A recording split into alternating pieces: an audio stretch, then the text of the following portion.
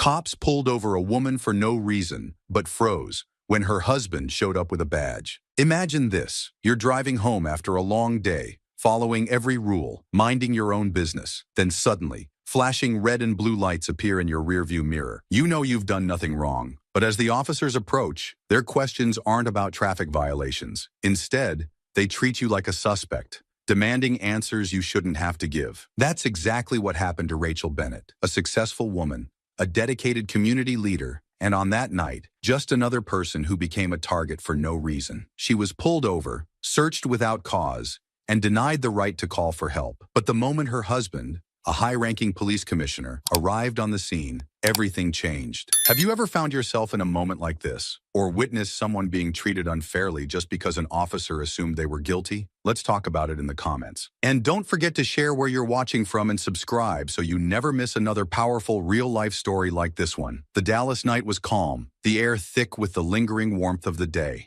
Rachel Bennett drove down a quiet suburban road, the distant glow of the city skyline in her rearview mirror. The buzz of the successful fundraiser still filled her thoughts. The warm handshakes, the encouraging words from donors, and the collective determination to make a difference. Tonight had been a victory, another step forward in the mission she had dedicated so much of her time to, providing educational programs and resources for underprivileged youth in the city. She felt a deep sense of fulfillment. But right now, more than anything, she was ready to go home. Rachel adjusted her grip on the steering wheel, glancing at the time on her dashboard. It was later than she had planned, but she didn't mind. The roads were nearly empty at this hour, and she welcomed the solitude. Driving had always been therapeutic for her, a rare moment of quiet in an otherwise hectic schedule. A vibration on the passenger seat caught her attention. Her phone screen lit up. Ethan Bennett. Her husband's name brought a small, knowing smile to her lips. Ethan had always been the kind of man who worried, even when there was no reason to. It wasn't overbearing, just a deep-rooted instinct to protect, to make sure she was safe. And now, as Dallas County's newly appointed police commissioner, that sense of responsibility had only intensified. He was carrying the weight of an entire city's safety on his shoulders, and yet, he still made sure to check in on her. She debated picking up but decided against it. She was only 15 minutes from home, and she'd much rather talk to him in person. Almost there, she murmured to herself, ignoring the call and focusing back on the road. Then, suddenly, flashing red and blue lights filled her rearview mirror. Rachel's breath hitched. A police cruiser. Her mind immediately scanned through the past few minutes of her drive. Had she missed a stop sign? Was she over the speed limit? Did she forget to signal? She was certain she hadn't. Her fingers instinctively tightened around the steering wheel as she signaled and carefully pulled over to the side of the road. Her pulse quickened, but she forced herself to stay calm. This was nothing. Routine traffic stops happened all the time. Still, a flicker of unease crept up her spine. She had spent years working with communities affected by racial profiling and unjust policing, hearing their stories, advocating for reform. She knew firsthand how these encounters, seemingly harmless at first, could take an ugly turn, but this wasn't that. This was Dallas. This was her city, and she was Rachel Bennett, a respected professional, a community leader, the wife of the police commissioner. She had nothing to worry about. Did she? Taking a steady breath, Rachel reached for her purse on the passenger seat, pulling out her driver's license and registration. She turned off the engine, rolled down her window, and rested her hands on the steering wheel where they were clearly visible. It was a small, conscious act. Ethan had taught her that years ago. Never make sudden movements, Rach. Keep your hands where they can see them. Even if you've done nothing wrong, just make it easy for them. At the time, she had brushed it off, telling him that it was unnecessary, that as long as she was polite and cooperative, there wouldn't be a problem.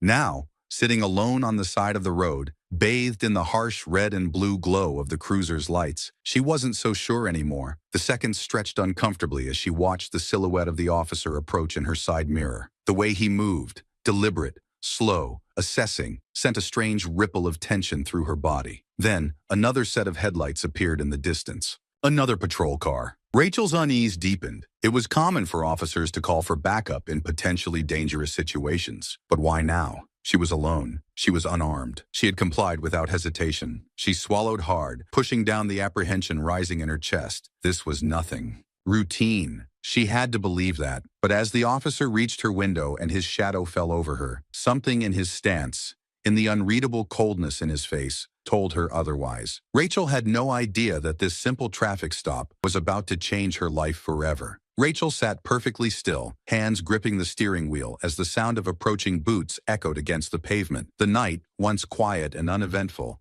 now felt charged with something else, an unease that settled deep in her bones. A tall, broad-shouldered officer came into view, his shadow stretching across the hood of her car. The harsh red and blue flashes of the cruiser behind him cast sharp angles on his face, making his cold, impassive expression even more unsettling. Ryan Cole. Rachel didn't know him, but she recognized his type immediately. The kind of cop who didn't ask questions, only gave orders. He exuded authority, not in the way that commanded respect, but in the way that demanded obedience. He stopped at her window, one hand resting on his belt, fingers just inches from his holstered gun. License and registration. His tone was clipped, devoid of the polite professionalism she would have expected in a routine traffic stop. Rachel moved slowly, deliberately, just as Ethan had always told her to do in situations like this. Of course, officer. She reached toward the passenger seat, where she had placed her wallet earlier, her movements calm, measured. She handed over her ID and registration, watching carefully as Cole took them without so much as a glance. He wasn't verifying anything. He wasn't even pretending. That realization sent a ripple of unease through her. "May I ask why I'm being stopped?" she asked, keeping her voice steady. Cole finally looked at her, but there was no recognition, no courtesy, just evaluation. "We got a report about a vehicle matching this description involved in suspicious activity in the area." Rachel blinked. Suspicious activity? She had barely been on the road 10 minutes. Who would have reported her? And for what? "That must be a mistake," she said carefully. "I just left a charity event downtown. I'm on my way home." Cole's face didn't change. He didn't ask for details, didn't question her further. Instead, he shifted his weight slightly and said, "Step out of the vehicle, ma'am." Rachel's pulse spiked. "Excuse me?" Cole's posture stiffened. "Out of the car. Now." Rachel's grip tightened on the steering wheel. This isn't normal. Even if there had been a legitimate report, even if there was some misunderstanding, this was not how it was supposed to go. She had spent years working with communities affected by racial profiling and unjust policing. She had heard their stories, fought for their rights. She knew what this was.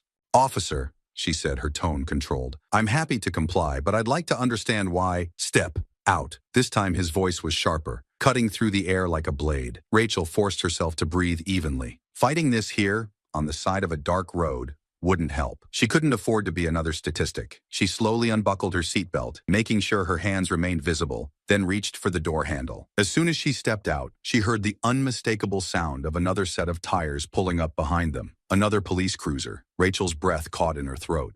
"Back up." She turned her head slightly, watching as two more officers stepped out. One was a stocky man in his 40s with a bored expression, the kind of look that told her he had done this far too many times to care.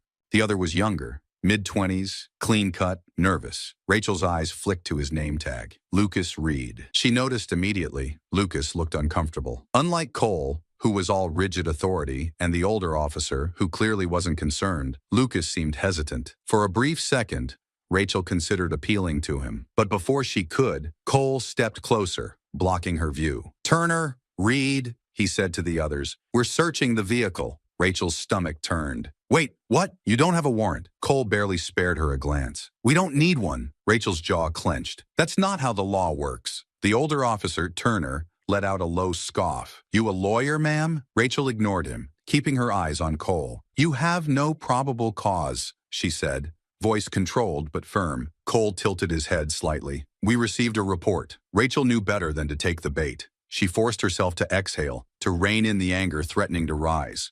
This was not the time to fight. It was the time to be smart. She could feel Turner watching her, waiting for her to make a wrong move. She could see Lucas shifting uncomfortably, his fingers twitching at his side. "Fine," she said finally. "Search it. But when you find nothing, I expect to make a phone call." Cole didn't react. He simply nodded toward Lucas. "Go ahead." Lucas hesitated, just for a second. Rachel caught it immediately. He knew this wasn't right. But after a brief pause, he obeyed. Rachel forced herself to stay still as he moved toward her car. She had nothing to hide, but she also knew that didn't matter. Cole wasn't looking for evidence. He was looking for a reason. As Lucas opened the driver's side door, Rachel exhaled slowly, not because she was scared, because she knew this wasn't just about her anymore. If she didn't do something soon, this situation would escalate beyond her control. Rachel stepped fully out of the car, her hands raised slightly, not in surrender, but as a precaution. The night air, once warm and still, now felt sharp against her skin. The flashing lights of the cruisers cast her elongated shadow onto the pavement, a stark silhouette of vulnerability. She knew better than to make any sudden movements.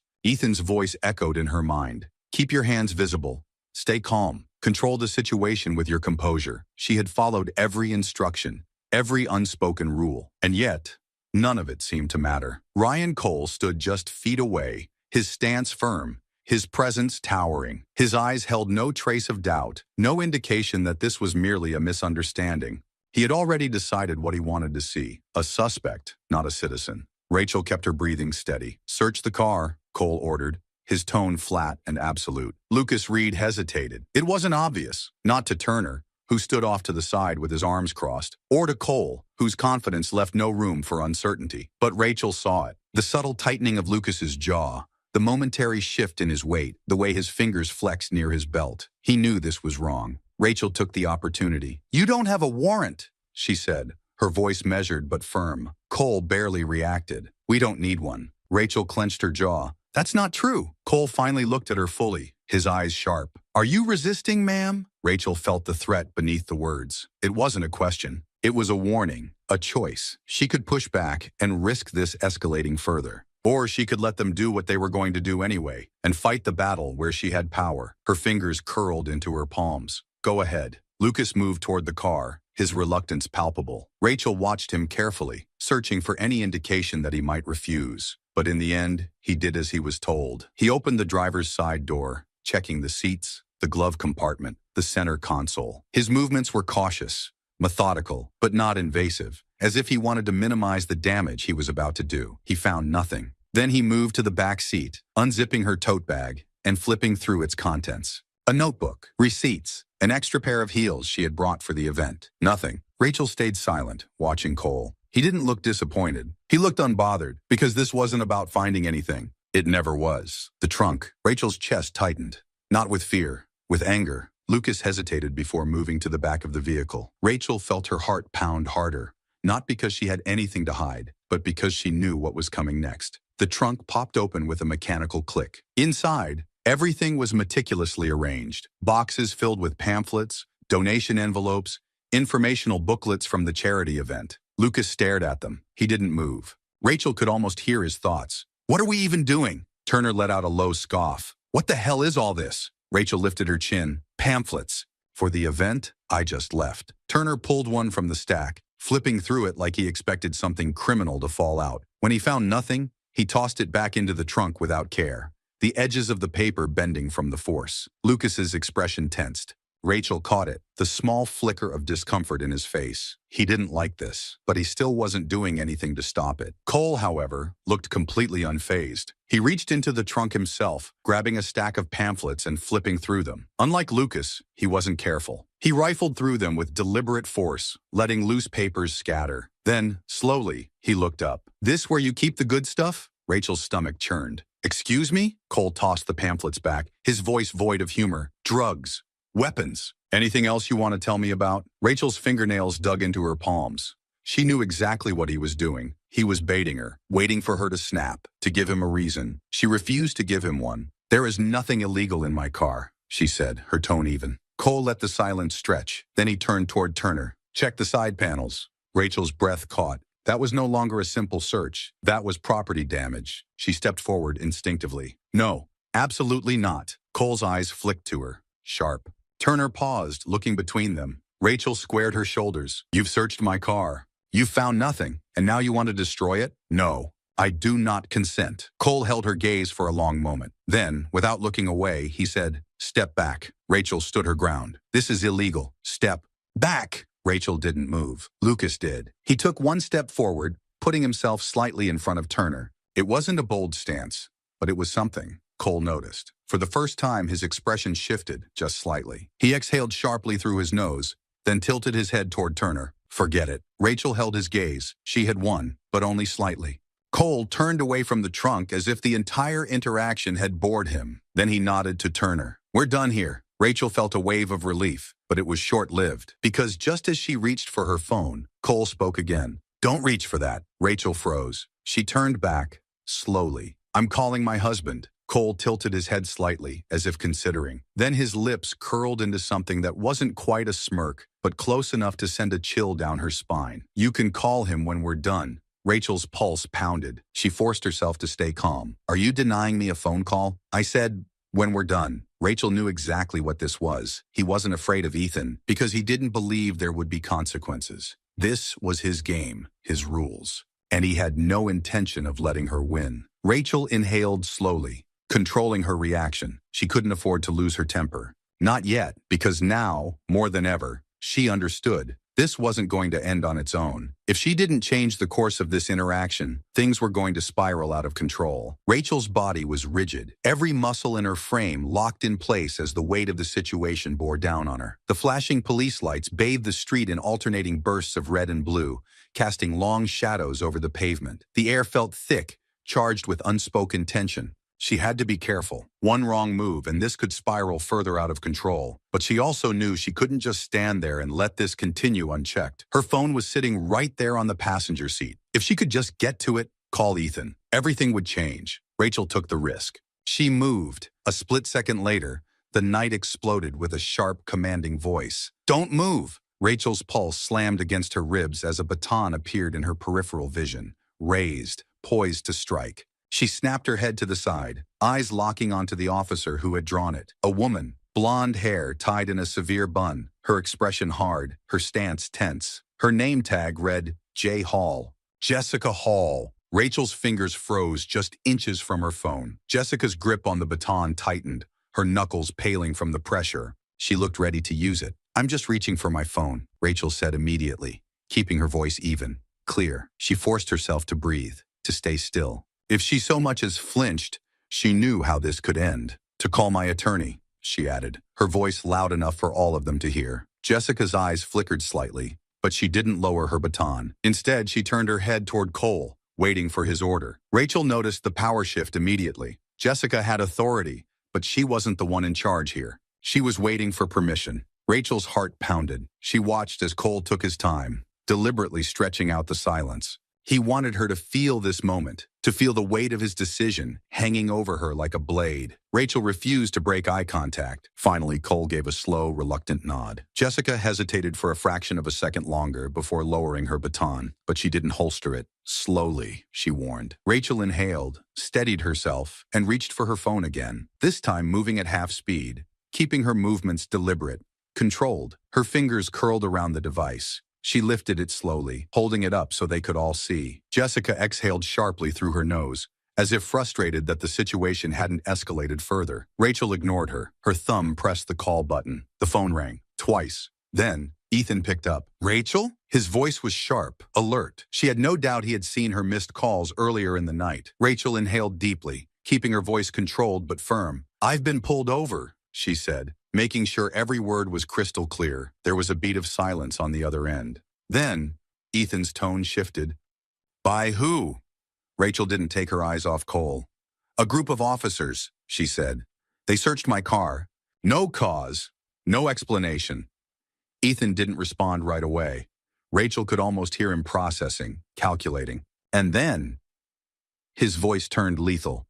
"Are you safe?" Rachel's grip on the phone tightened slightly. She could hear the steel in Ethan's voice now. "For now," she said. Another pause. Then, measured, controlled, precise. "Where are you?" Rachel quickly gave him the intersection, her voice steady, unwavering. Ethan didn't hesitate. "I'm on my way." And then, without another word, he hung up. Rachel lowered the phone, staring at the screen for half a second, before lifting her gaze back to Cole. Something had shifted. Not in a way that was immediately visible. Cole's expression remained unreadable, his posture still relaxed. But Rachel knew. He was aware now, not nervous, not panicked, but aware. And that meant something was about to change. Rachel lifted her chin slightly, her pulse still racing. She hadn't won, not yet. But she had just evened the playing field. The tension in the air was thick, pressing down like an approaching storm.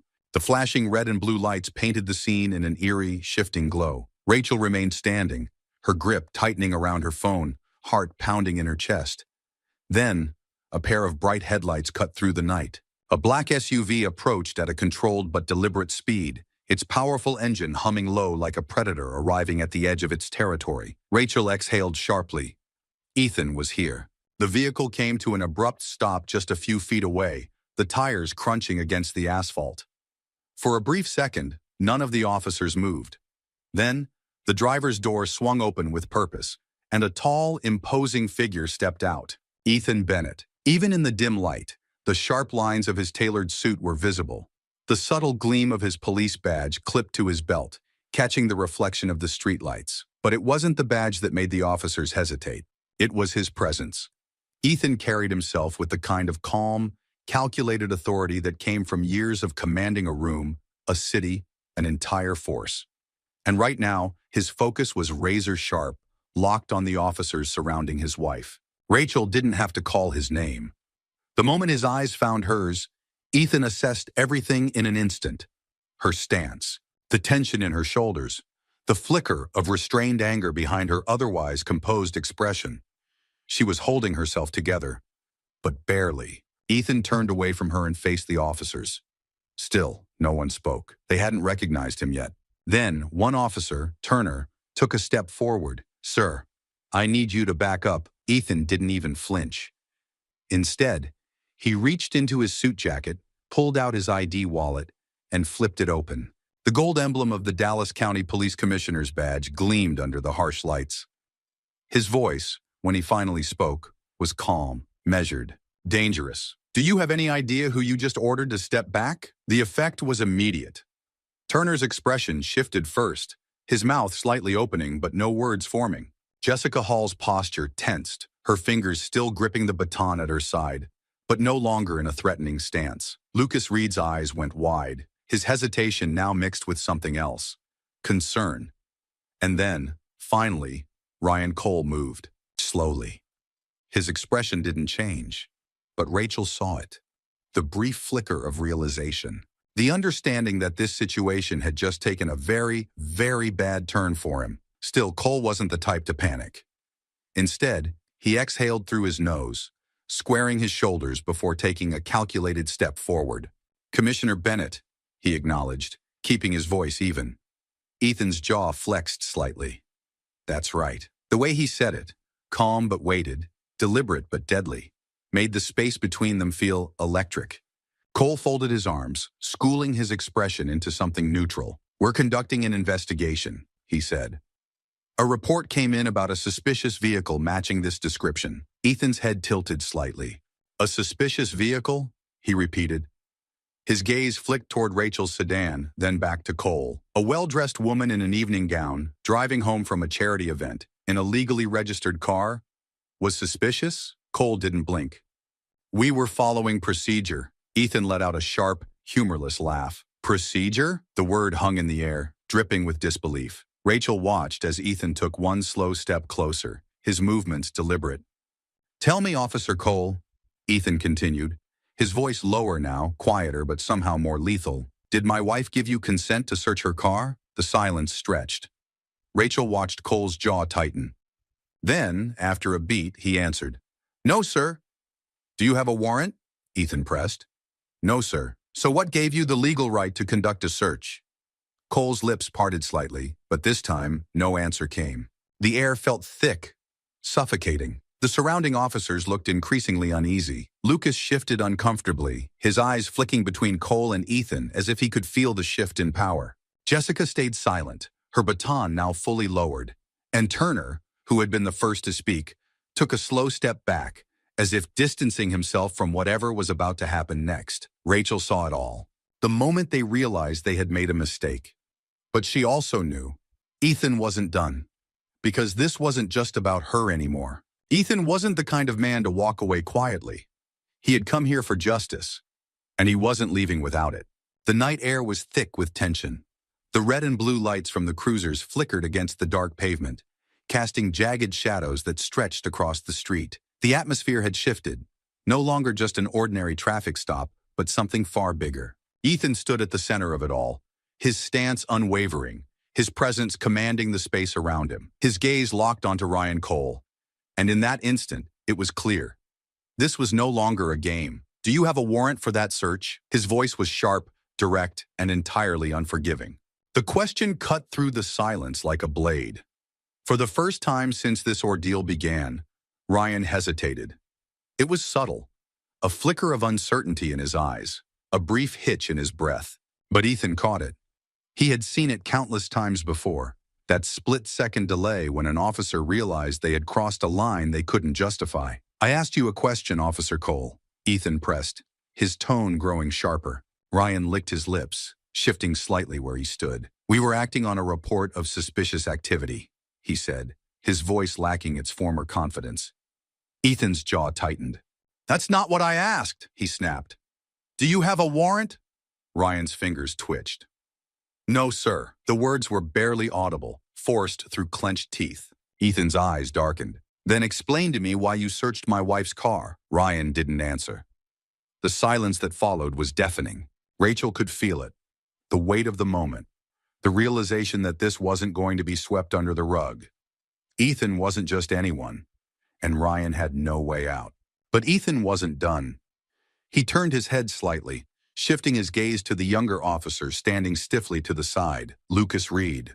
And you, Ethan said, his voice just as sharp, just as pointed. Lucas's shoulders tensed. You were part of this. It wasn't a question. Lucas didn't respond immediately, but Rachel saw it. The way his throat bobbed as he swallowed, the slight tightening of his jaw. He was young, barely a few years into the force, and he had just realized he was standing on the wrong side of this fight. Ethan took a step toward him, closing the distance just enough to make Lucas feel the full weight of the scrutiny. Tell me something, Officer Reed, Ethan said. Do you think this was right? Lucas's eyes darted briefly to Cole, then back to Ethan. His mouth opened slightly, but no words came out. He hesitated. Rachel could see the war in his expression. He knew the truth. He knew that what had happened tonight was wrong. But admitting it, that was something else entirely. For a long moment, Lucas said nothing. But he didn't have to, because his silence said it all. Ethan exhaled through his nose, a sound filled with controlled frustration. He knew that Lucas wanted to speak, but fear of breaking rank, fear of what it might mean for his career, fear of standing alone, held him back. Rachel felt a pang of something close to pity for the young officer, but not enough to excuse his inaction. Because hesitation in moments like these, it had consequences. Ethan shook his head. That's what I thought. Lucas's face flushed slightly, but he didn't protest. He knew better. Ethan turned back to Cole, his patience completely gone now. You had no cause, no consent, no warrant, he said, his voice low but deadly. You detained my wife. You denied her a phone call. You conducted an illegal search. Each accusation landed like a blow, and with each word, Ryan visibly stiffened. But Ethan still wasn't finished. And now, when confronted with it, you have nothing to say? The air crackled with the weight of the moment. Everyone was watching now. The other officers, Rachel, the bystanders standing a little farther down the street, some of whom had their phones raised, recording everything.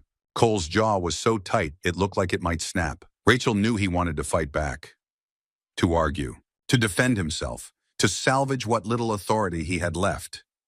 But he couldn't, because there was nothing he could say that would justify this. And now, he knew it. Ethan took a final step forward, standing just inches from Cole. So tell me, Officer Cole, Ethan said, his voice lethal in its quietness. What are you going to do now? The question hung between them, heavy and suffocating. Cole's hands curled into fists at his sides. Rachel held her breath. For the first time tonight, Cole didn't have control. For the first time tonight, he was the one being backed into a corner. And he knew it. But justice hadn't been served yet. Because Ethan wasn't leaving until he got a full public acknowledgement of what had happened tonight. The night had started as an isolated confrontation. Rachel, alone against the officers who had stopped her without cause. But now, the scene had changed. Now she was no longer alone. It began with a few curious glances from passing cars, drivers slowing down just enough to see what was happening. Some continued driving, but others pulled over to the curb watching. Then came the first raised phone. A young man in a hoodie stood at a distance, phone held high. The red live icon glowed in the corner of his screen. Yo, they just searched her car without a warrant, he murmured into the microphone. And her husband, the police commissioner, just showed up and is grilling these cops. This is crazy. His feed was already gaining hundreds of viewers, then thousands. Another person followed suit, and then another. Rachel saw it happening in real time. The shift, the growing awareness that this wasn't just an ordinary stop. This was something bigger. The murmur of voices in the crowd grew louder. What's going on? That's Ethan Bennett, right? The new commissioner? Oh man, they messed up bad. The officers noticed the change too. Jessica Hall, who had been rigidly gripping her baton just minutes ago, visibly stiffened. Her eyes flickered toward the gathering crowd, toward the blinking red recording lights. For the first time, Rachel saw it. Uncertainty. Jessica wasn't like Cole. She wasn't power-hungry or defiant for the sake of being defiant. She had followed orders, but now that those orders were being scrutinized by the public, she was beginning to see the weight of them. Rachel caught the subtle shift in her stance, the slight loosening of her grip, the internal conflict behind her eyes. She was second-guessing. But Ryan Cole? Cole wasn't budging. His hands rested on his hips, his jaw clenched, his eyes still locked on Ethan like he refused to acknowledge the shift in control. Even as the crowd grew larger, even as their voices grew louder, even as the situation spiraled further from his grasp. Then, the situation escalated again. A news van pulled up to the curb. Rachel recognized the logo on the side immediately. Channel 7 News. The passenger door swung open, and a woman in a fitted navy blazer stepped out, microphone in hand, camera operator following close behind. Rachel almost smiled. Carmen Ruiz. If there was one reporter in the city who could turn this into a public reckoning, it was her. Ruiz was relentless. She had spent years exposing corruption, her reporting responsible for the resignations of more than a few high-ranking officials. And now, she had just walked into her next big story. She wasted no time. "Commissioner Bennett," she called, stepping forward, microphone raised. "Can you confirm what's happening here?" Ethan didn't even flinch. He turned his head slightly, addressing her with the same measured control he had maintained all night. "You'll have to ask these officers," he said, his voice calm but edged. "They initiated this stop. I'm simply here to ensure accountability." Ruiz's attention snapped to Cole. "Officer, is that true?" she asked, her camera operator zooming in on his face. For the first time, Cole looked shaken. Not much. He was still composed, still determined to maintain his authority. But Rachel saw it, the tiny crack in his demeanor, the first sign that he understood the depth of the trouble he was in. Ruiz didn't let up. "Officer, what was the probable cause for the stop?" she pressed. "Why was this vehicle searched without a warrant?" Rachel turned her head slightly, catching the moment. Jessica exhaled sharply. The female officer looked down, her shoulders tense with unease. She knew, she could feel it. The walls were closing in, but Cole still wouldn't back down. "We were following a report," he said finally, voice clipped. Ruiz pounced. What kind of report justified violating search and seizure laws? Cole's silence stretched too long. The growing audience noticed. The comments on the live streams blew up. "They got nothing. He's stalling. This is illegal, right?" More phones went up. More voices joined the conversation. Ruiz pressed further. "Did Mrs. Bennett give you consent to search her vehicle?" Jessica's jaw clenched. Rachel saw it clearly now. The guilt, the recognition of the mistake that had been made. But Ryan Cole? Cole was still standing his ground. Rachel almost pitied him. Almost. Because the truth was staring him in the face now, and he was still choosing to ignore it. But Rachel knew one thing for certain. It didn't matter anymore. Because this situation, it had officially spun out of his control. The flashing police lights continued to paint the scene in a chaotic blend of red and blue. The energy in the air had shifted. The officers who once commanded the situation now found themselves under scrutiny, their every move being recorded, dissected, and broadcasted in real time. Ryan Cole still stood firm, his hands resting on his hips, his jaw locked in a stubborn clench. But even he knew this was no longer his fight to control. Then, the sound of another vehicle approaching sliced through the murmurs of the crowd. A black and white police SUV rolled onto the scene, its tires crunching against the asphalt as it slowed to a stop just behind the other cruisers. The moment the driver's side door opened, Rachel saw Ryan stiffen. Lieutenant Derek Monroe, Rachel recognized the name. Monroe was Cole's direct superior, the commanding officer for this district. And judging by the grim expression on his face, he already knew this was bad. Monroe stepped out, his uniform pressed, his radio clipped to his shoulder, a deep furrow set between his brows. He wasn't a man who enjoyed being called out in the middle of the night for a situation that should have never escalated this far. The murmuring of the crowd grew quieter, waiting to see what would happen next. Monroe's gaze swept the scene quickly, taking in the patrol cars, the officers, the scattered pamphlets from Rachel's trunk still lying crumpled on the pavement. Then his eyes landed on Ethan, and his face went pale. Rachel didn't miss the way Monroe's throat bobbed as he swallowed or the brief flicker of panic in his eyes. He knew exactly who he was looking at. Ethan took a slow, deliberate step forward. His expression remained stone cold, unreadable. "Lieutenant Monroe," Ethan said smoothly, his voice cutting through the silence. Monroe exhaled sharply through his nose, clearly trying to maintain his composure. "Commissioner Bennett," he greeted, but his voice lacked conviction. Rachel watched the brief, unspoken conversation that passed between them. Monroe didn't want to be here, but he also knew he had no choice. Ethan tilted his head slightly, his voice calm, but sharp enough to slice through steel. "Are you planning to cover this up?" The question hit like a hammer, and Monroe's jaw twitched. Rachel saw Ryan's posture tense. Jessica's gaze flickered to Monroe, then back to Ethan. Lucas Reed shifted uncomfortably, still caught in the middle of it all. Monroe drew in a slow breath, then squared his shoulders. "Commissioner?" he began carefully, choosing his words like a man walking through a minefield. "I'm here to assess the situation and de-escalate any unnecessary conflict." Rachel saw Ethan's jaw clench ever so slightly. "De-escalate?" he repeated. His voice was low, controlled, but lethal. Monroe didn't answer immediately. Ethan took another step closer. "You think this is about conflict resolution?" he asked. Monroe hesitated. Ethan cut him off. "Your officers detained my wife without cause. They searched her vehicle without a warrant. They denied her the right to a phone call. And now, they're standing here, watching their careers fall apart on camera." Rachel felt a wave of satisfaction as Monroe's expression visibly tightened. The reality of the situation was hitting him in real time. This wasn't an internal issue that could be swept under the rug. This was a scandal unfolding before the entire city. The crowd was still watching, phones were still recording, and Monroe had zero room to maneuver. Ethan's next words were sharp and deliberate. "Tell me, Lieutenant, how do you intend to handle this?" Monroe shifted slightly, his shoulders stiff. He turned toward Ryan Cole, who was standing rigid, his expression carefully neutral. Rachel saw it, the silent communication between them. Monroe wanted Cole to own up to it, to say something that could allow him to regain control. But Cole wasn't breaking rank. He had gone too far to backtrack now.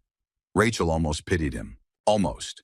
Monroe's gaze flicked to Jessica, to Lucas, to Turner, but none of them spoke. They were waiting, for orders, for direction, for someone to clean up the mess they had made. Monroe exhaled slowly, rubbing a hand over his jaw. "I'll be conducting an internal investigation," he said carefully. Ethan let out a short, humorless laugh. "Oh no," he said. "This isn't staying internal. Not anymore." Monroe's jaw tightened.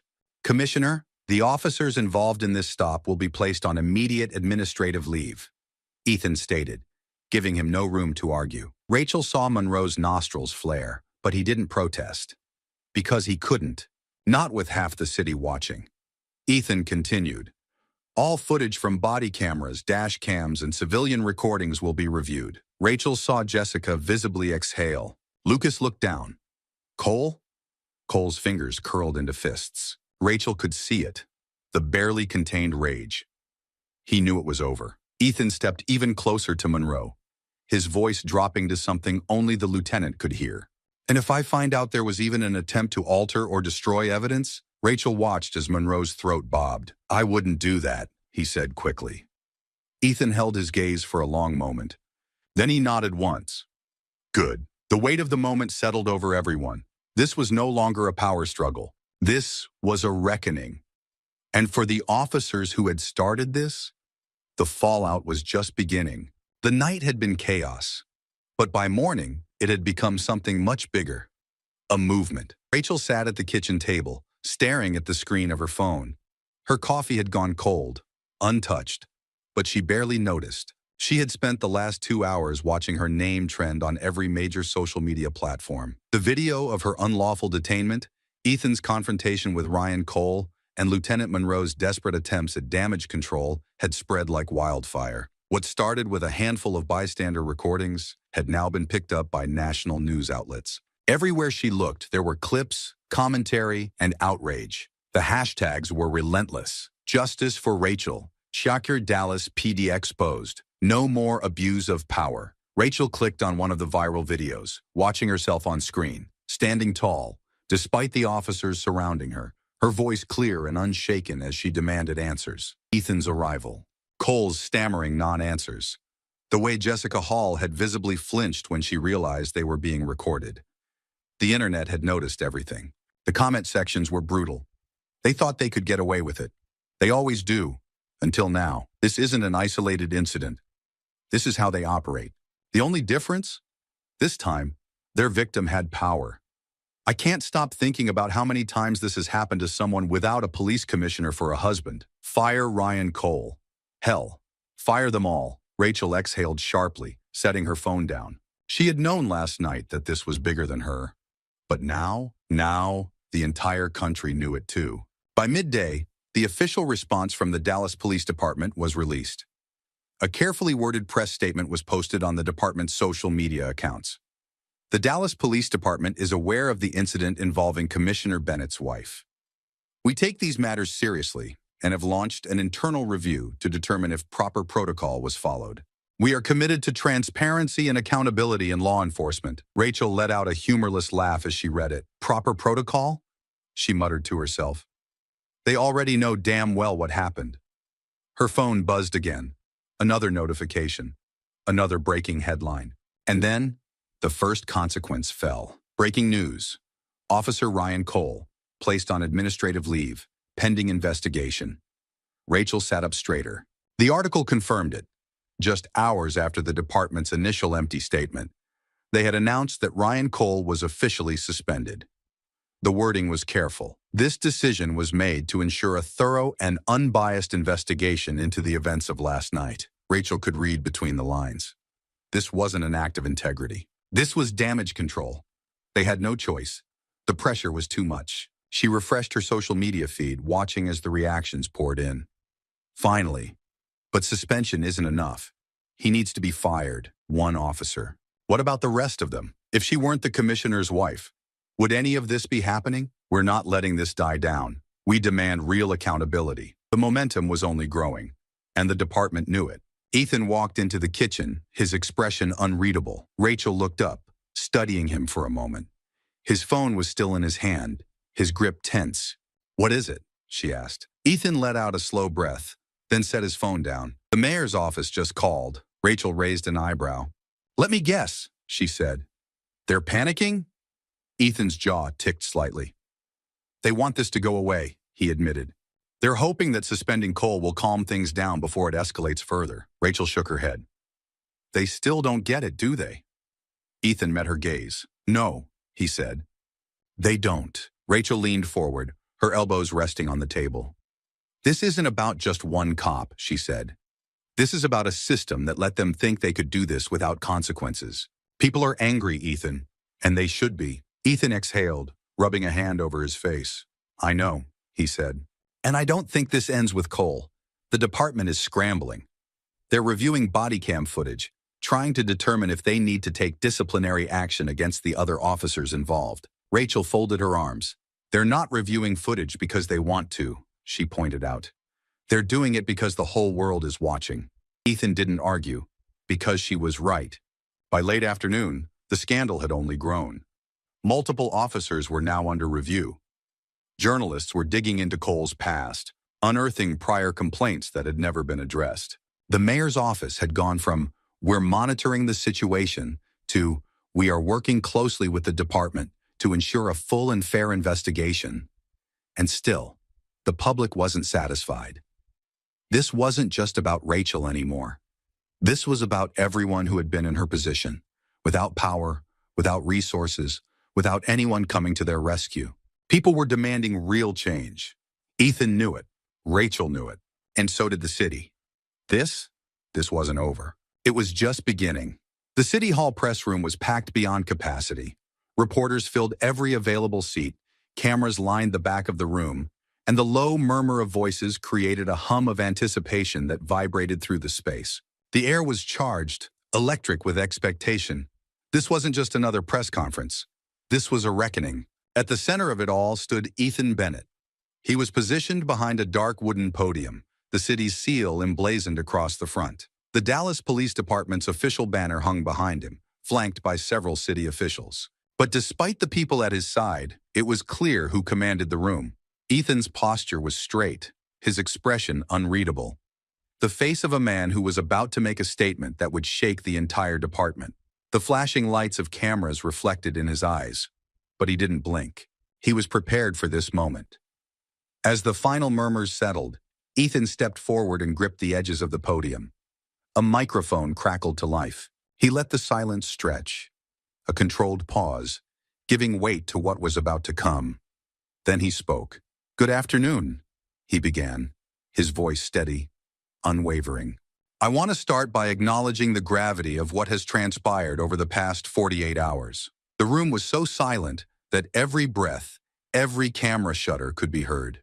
An incident occurred involving my wife, Rachel Bennett," Ethan continued, his tone measured. "An incident that should have never happened.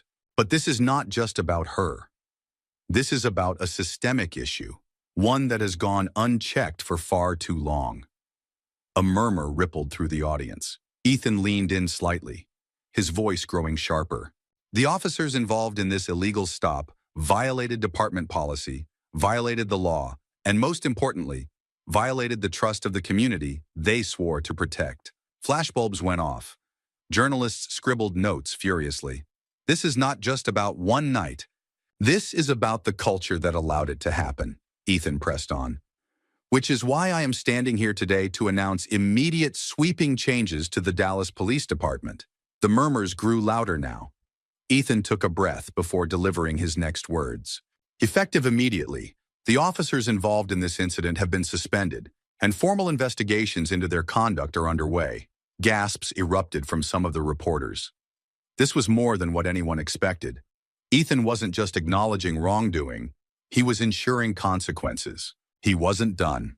"Additionally, I am ordering a full review of department procedures, with a focus on eliminating racial profiling, unlawful searches, and abuse of power. New training programs will be implemented, and officers will be required to undergo rigorous recertification in constitutional policing." The room exploded with questions. "Commissioner, do you believe this issue is widespread? Will more officers be investigated? Are you saying Dallas PD has a systemic corruption problem?" Ethan raised a hand, silencing them. "We are not here for speculation," he said firmly. "We are here for accountability. And this department will be held accountable. Starting now." A moment passed, the gravity of his words sinking in. Then, he turned slightly, toward Rachel. She had been standing quietly off to the side. But now, all eyes were on her. For a moment she hesitated, not because she was afraid, but because she understood the weight of what she was about to say. Then she stepped forward, her heels clicking against the stage floor. She took Ethan's place at the podium. She scanned the crowd, her gaze steadfast and unshaken. Then she spoke. "I am not the only one this has happened to." The words cut through the room like a blade. The weight of them was undeniable. "The only difference between me and countless others is that I had a camera on me. I had a husband with power. But what about the people who don't?" Rachel let the question linger, forcing the audience to sit with the discomfort of it. How many people have been stopped, searched, humiliated, without anyone coming to their aid? How many have been dismissed when they tried to speak out? The cameras kept flashing, the room hanging on to every word. "I have heard too many stories from people in this city. People who have been ignored. People who have been afraid to come forward because they knew they wouldn't be believed." Her voice was steady, but filled with conviction. "That changes now." A wave of hushed murmurs spread through the room. "We cannot fix what we refuse to confront," Rachel continued. "So today, I stand here, not as the wife of the commissioner, but as someone who refuses to be silent." Ethan watched her, his expression unreadable, but Rachel knew him well enough to see the flicker of pride in his eyes. She stepped back. Ethan returned to the microphone. "These reforms will not be empty promises," he stated. "There will be real action, real oversight, and real accountability. The public will be involved. This will not be done behind closed doors. We will not allow silence to enable injustice any longer." Reporters shouted more questions, voices overlapping. "Commissioner Bennett, how will you ensure these reforms take effect?" "Mrs. Bennett, do you believe the officers should face criminal charges? How do you respond to those calling for resignations within the department?" Ethan held up his hand again. "We will answer every question," he said. "But right now, understand this. Change is coming. Whether people are ready for it or not." The room erupted with more flashes, more voices, more urgency. Because they all knew this moment was historic. This was not just another press conference. This was the beginning of something far bigger.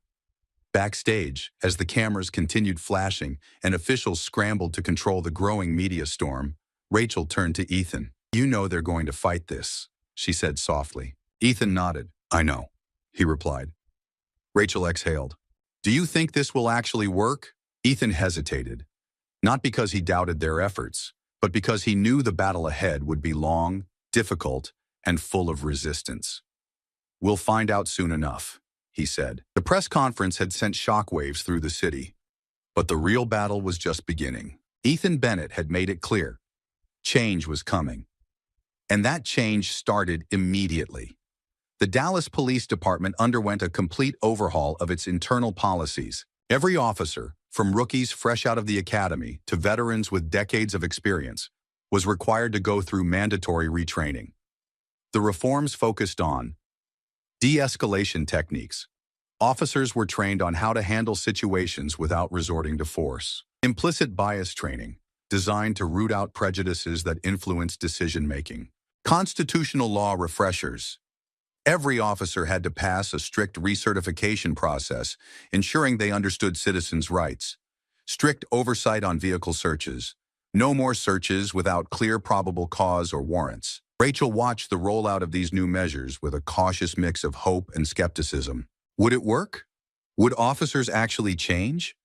Would these policies stick? Or would they be forgotten once the cameras stopped rolling? She wasn't the only one asking those questions. Not everyone embraced the reforms. Almost immediately, resistance began to fester within the ranks. Some officers begrudgingly complied, sitting through the training sessions with crossed arms and hardened expressions. Others were more vocal in their opposition.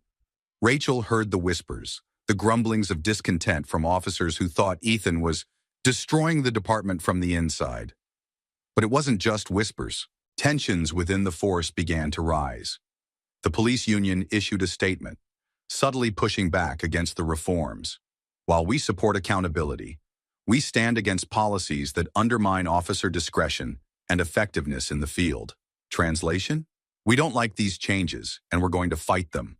The first major internal clash happened just 2 weeks after the reforms began. A closed-door meeting was held between Ethan and a group of veteran officers, many of whom had been on the force long before his appointment as commissioner. They sat across from him in the conference room, arms crossed, jaws set. The tension was suffocating. One of them, Captain Roger Matthews, a 30-year veteran of the force, spoke first. "Commissioner," he began, his voice measured but firm.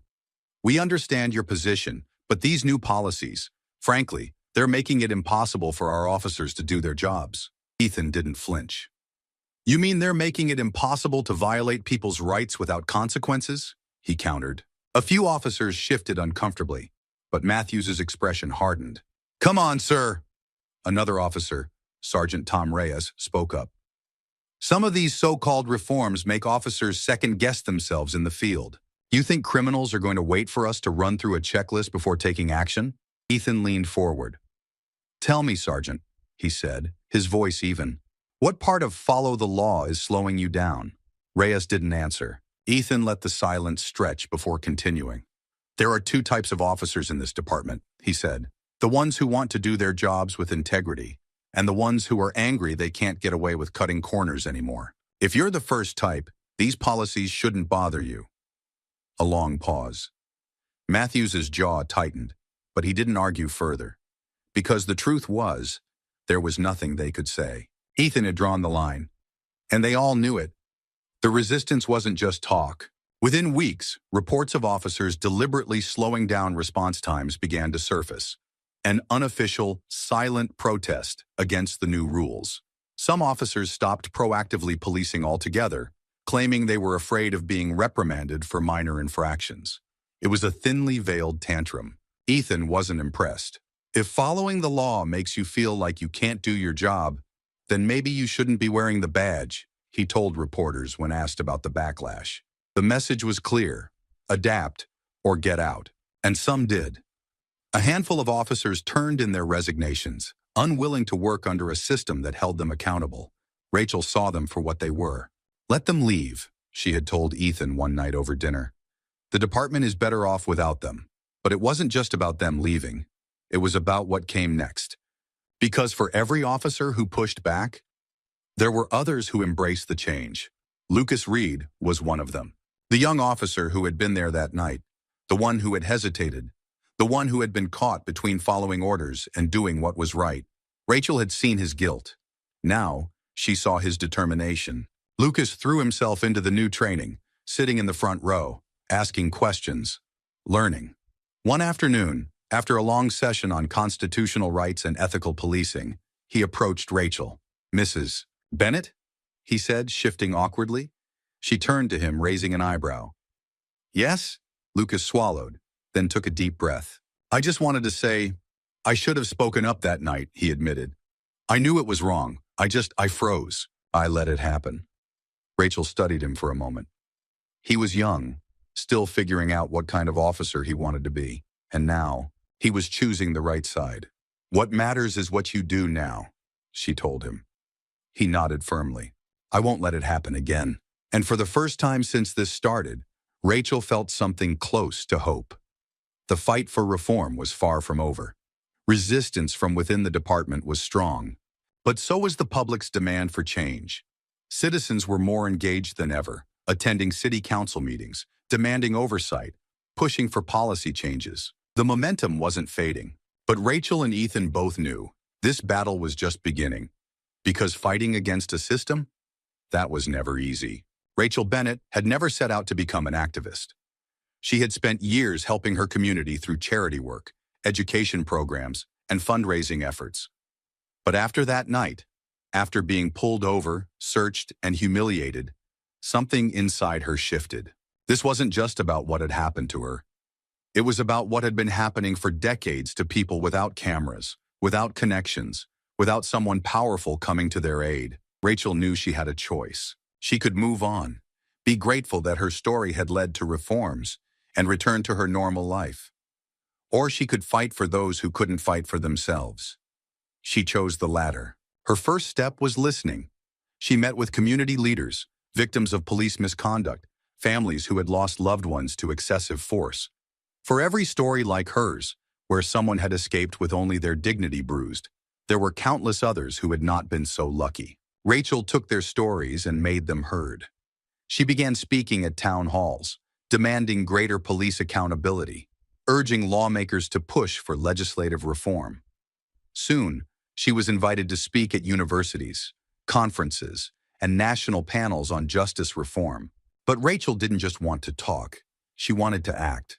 So she worked with civil rights attorneys to establish a legal defense fund, ensuring that people who had been unfairly targeted by law enforcement had access to lawyers who would fight for them. She helped launch a police accountability task force, made up of citizens, legal experts, and former law enforcement officers who believed in reform.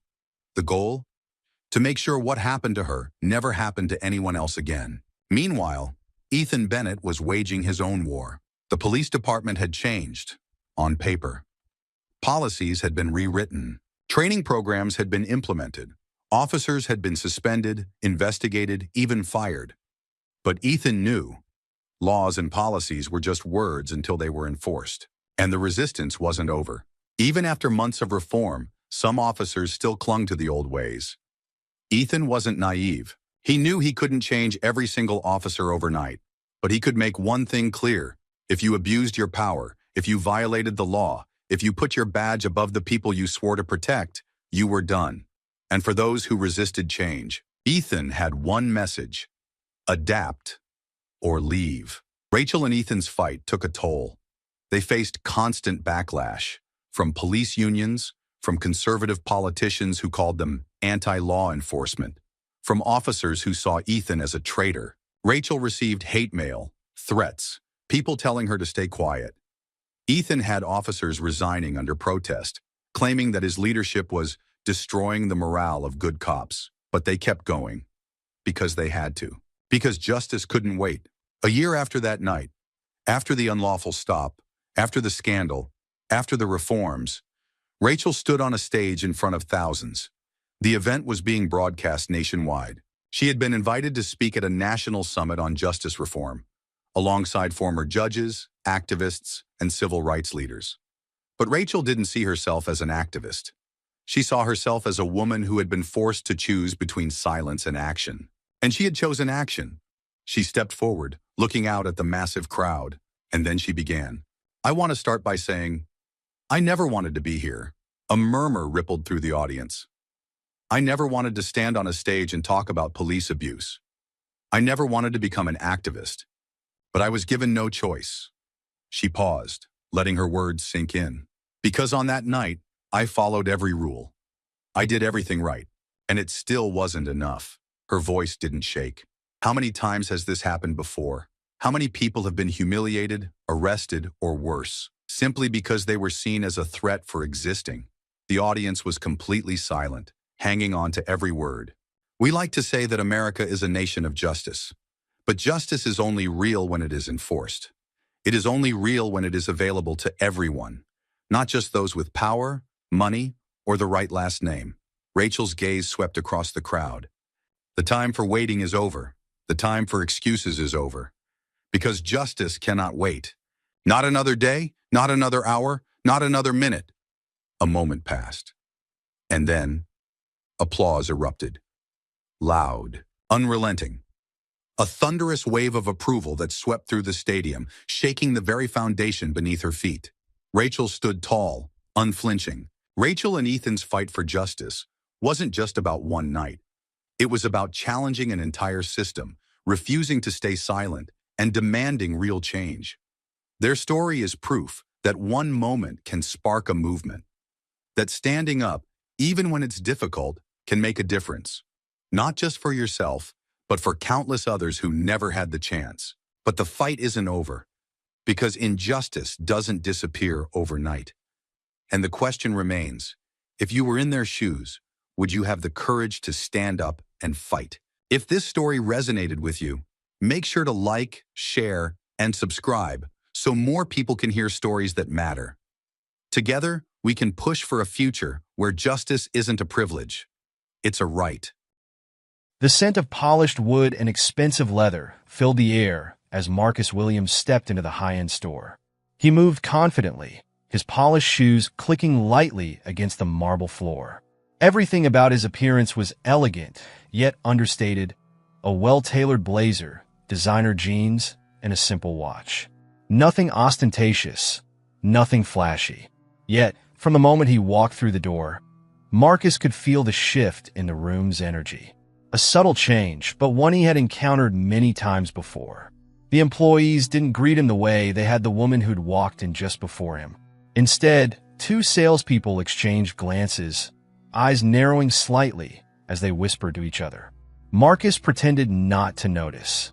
He learned long ago to carry himself with grace, even when he felt the weight of other people's prejudice pressing down on him. Still, it stung.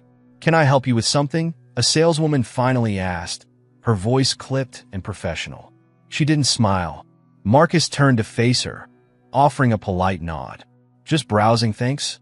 The saleswoman's eyes darted to the bag in his hand, a high-end leather briefcase he'd owned for years. Her lips tightened. "Of course," she said, the words laced with a cold undertone. She lingered for a moment longer, then walked away, her heels clicking sharply as she disappeared behind a display. Marcus exhaled slowly, shaking his head as he moved further into the store. It was a familiar routine, He'd been in hundreds of these luxury shops, both as a customer and on occasion as the owner's guest. Today, though, was different. Today, he wasn't just visiting, he was inspecting one of the stores in his own shopping mall. A quiet visit to observe the staff, make sure things were running smoothly. And yet, even in his own space, he was an outsider. He moved toward a glass display case, admiring a row of sleek wristwatches. As he leaned in to take a closer look, he noticed the saleswoman whispering to a male colleague near the register. The man glanced over at him, then back to her, shaking his head slightly. Marcus straightened up, feeling the tension rising in his chest. He knew what was coming. Should I call security? The man's voice was just loud enough for Marcus to catch, though he spoke as if trying to keep it discreet. The woman nodded. Better safe than sorry. Marcus froze, his fingers brushing against the watch display, before slowly withdrawing his hand. He felt a pang of frustration, mixed with a familiar sense of humiliation. They hadn't asked him any questions, hadn't even given him a chance. He was just a black man in an expensive store, and to them, that was all the reason they needed. From the corner of his eye, he saw the man behind the counter pick up the phone. His voice was low but urgent as he spoke into the receiver, and Marcus knew without a doubt that he was summoning mall security. For a moment, Marcus considered leaving, walking out before things escalated. But why should he? This was his store, his mall. Instead, he remained where he was, his heart beating a little faster now, but his face composed, calm. He wasn't about to give them the satisfaction of seeing him flinch. It didn't take long. Within minutes, a heavy-set man in a security uniform appeared in the doorway, followed closely by a second figure, Officer Derek Thompson. Marcus recognized him immediately. The officer's reputation preceded him. Known for his aggressive handling of minor incidents, particularly when black men were involved. Thompson strode into the store, his hand resting on his belt as he approached Marcus. The air around them seemed to tighten, customers slowly backing away, sensing the tension. A couple of them had already pulled out their phones, recording the scene, but Thompson paid them no mind. "You," Thompson barked, nodding toward Marcus. "Mind telling me what you're doing here?" Marcus turned slowly, meeting Thompson's cold gaze with calm eyes. "I'm browsing," he said evenly. "Is that a problem?" Thompson's lips twisted into a sneer. "We got a call about someone acting suspiciously in here. Mind showing me some ID?" Suspiciously? Marcus raised an eyebrow, his voice steady but incredulous. "For looking at watches?" Thompson took a step closer, towering over him. "You're being difficult. I asked for ID." A few customers whispered among themselves, phones still recording. Marcus felt their eyes on him, felt the weight of the moment pressing down, suffocating. But he didn't let it show. Slowly, he reached into his jacket pocket, pulling out his wallet. His movements were calm, deliberate. He knew what this was, a display of power. Thompson wasn't asking for ID because he needed it. He was asserting dominance, reminding Marcus of his place in the eyes of someone like him. Thompson snatched the ID from Marcus's hand, glancing at it briefly before turning back to the saleswoman. "This the guy?" The woman hesitated, glancing nervously at Marcus. "He was acting suspiciously. We just thought." "You thought wrong." Marcus cut in, his voice sharp now. "I wasn't doing anything, but looking." Thompson ignored him, turning back to his ID, scrolling through his phone as if searching for something. Marcus stood in silence, feeling the burn of humiliation creep up his neck. He could hear the whispers, feel the stares. A black man, standing in front of a store officer like a common criminal, being made to prove he belonged in a place that in reality belonged to him. Seconds stretched into what felt like minutes. Finally, Thompson's face stiffened, his hand freezing on his phone. His eyes flickered with something like confusion, then anger, as he looked back up at Marcus. "You own this mall?" he asked, his voice laced with disbelief. Marcus met his gaze, calm and steady. "I do." Thompson blinked, the color draining from his face as he pieced it together. He handed back the ID, his movements suddenly stiff, mechanical. "Must have been some kind of misunderstanding," he mumbled, stepping back awkwardly. "Sorry for the trouble, but it was too late." The tension in the room didn't dissipate, despite Officer Thompson's abrupt apology. The apology wasn't real. Marcus could feel it. It was a reflex, a quick attempt to escape the embarrassment that had overtaken the officer's face. Thompson's eyes, once filled with superiority, now flickered with something else, panic. Marcus could hear the whispers growing louder behind him. Customers murmured to one another, some recording the unfolding scene, while others watched with expressions that ranged from curiosity to discomfort. The store employees, who had stood confidently only moments ago, now seemed unsure of themselves, their faces pale as they tried to avoid eye contact with Marcus. The entire store buzzed with an awkward, heavy silence that only he seemed to cut through with clarity. Marcus calmly tucked his ID back into his wallet, taking his time as he placed it into his jacket. "A misunderstanding, you said?" His voice was level, but there was an edge to it now. He wasn't about to let this slide. "I don't think that's the right word." Thompson stiffened, his eyes darting to the phones recording nearby. "Look, No, you look," Marcus interrupted, stepping forward, his calm demeanor now holding a quiet power that silenced the officer. "I came into this store to look at merchandise just like any other customer. But instead of being treated like a paying client, I was treated like a suspect. No one asked if I needed help. No one offered assistance. Instead, they called you." The saleswoman, who had been standing nearby, shifted uncomfortably on her feet, her face flushed. "We were just following protocol, sir." Marcus turned to her, his gaze piercing. "What protocol is that exactly? The one that involves calling the police when a black man walks into your store? Is that the kind of customer service you offer here?" Her mouth opened, then closed. She had no answer. Thompson, visibly tense, stepped in again. "I said I was sorry for the mistake. It's over now. There's no need to make this a bigger deal." "A mistake?" Marcus repeated, his voice rising slightly. "This wasn't a mistake. This was deliberate. You assumed I didn't belong here. You assumed I was guilty of something before you even knew who I was. And now that you realize your mistake, you want to brush it under the rug. But it's not going to happen that way." Thompson's jaw clenched, his posture defensive. "What do you want me to say? We're done here?" Marcus took a breath, controlling the fire building inside him. "We're not done until you and your officers and this store are held accountable for how you treat people who look like me." The officer's face reddened with frustration. He wasn't used to being challenged, especially not in front of an audience. Marcus could sense his struggle to keep his composure, but he could also see that Thompson's arrogance was starting to falter. The whispers from the onlookers grew louder, the crowd now fully aware of the gravity of what was happening. Phones were raised, cameras focused, and every word spoken was now being recorded and shared. For a moment, Marcus considered walking out, letting the embarrassment settle over Thompson and the staff, and leaving it at that. But something inside him pushed him to stay. This wasn't just about him anymore. It was about every person who had been treated this way. It was about the injustice that black men and women faced daily, even in spaces where they belonged. He turned to the store manager, who had been standing quietly by the register, watching the scene unfold with wide eyes. "Who's in charge here?" Marcus asked. The manager, a nervous-looking man in his late 30s, stepped forward, his hands wringing together anxiously. I am. But sir, we didn't mean..." "You didn't mean to what? Treat me like a criminal?" Marcus cut him off, his voice cool but pointed. "Let's be clear. This is my mall. I own this property, and I won't tolerate this kind of behavior from any of my stores." The manager's face turned white as the weight of Marcus's words sank in. "Your mall?"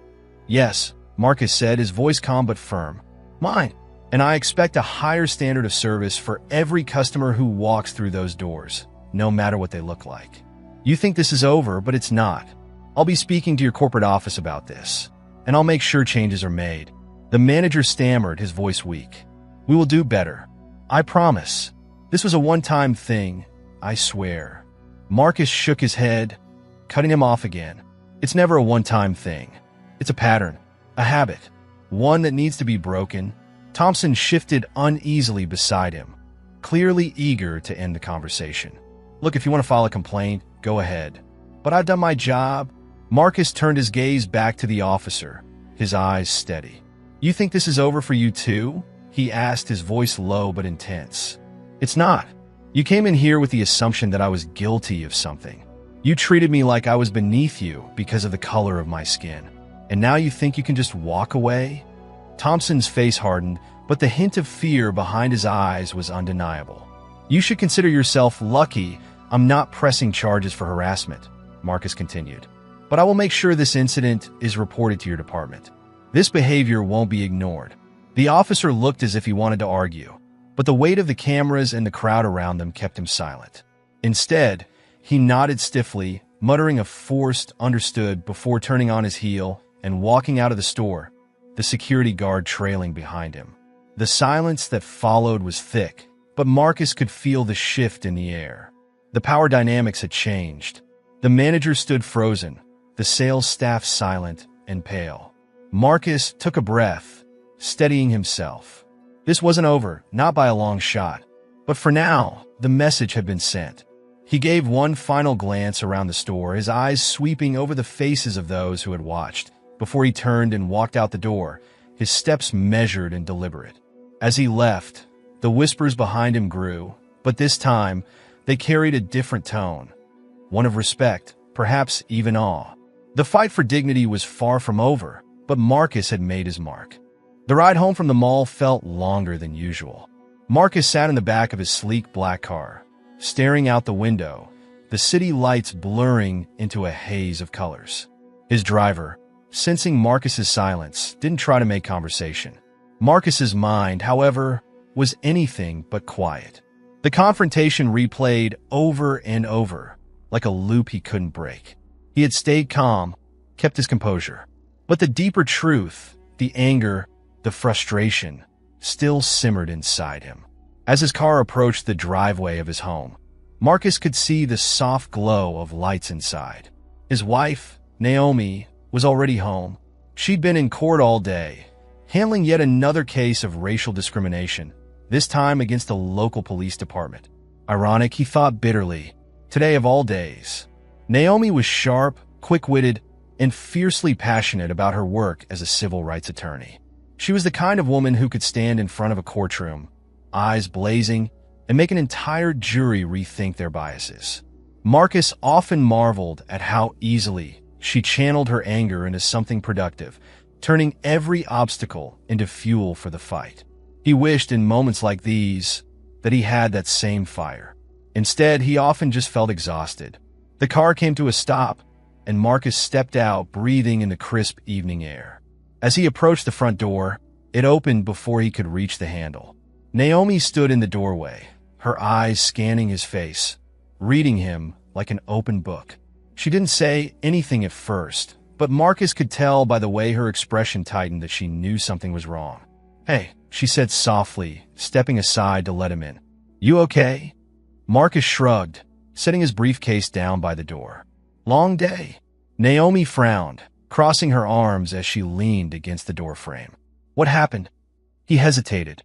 Part of him didn't want to relive it, but he knew Naomi would get it out of him eventually. He sighed and made his way to the living room, dropping into one of the large, comfortable chairs by the window. Naomi followed, sitting on the armrest next to him, her hand resting on his shoulder. Marcus finally spoke, his voice quieter than usual.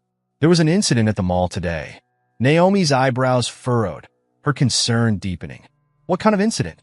He rubbed his temples, trying to find the right words. "One of the stores, they called security on me. Thought I was suspicious. Had me standing there like a criminal while they checked my ID, right in the middle of my own property."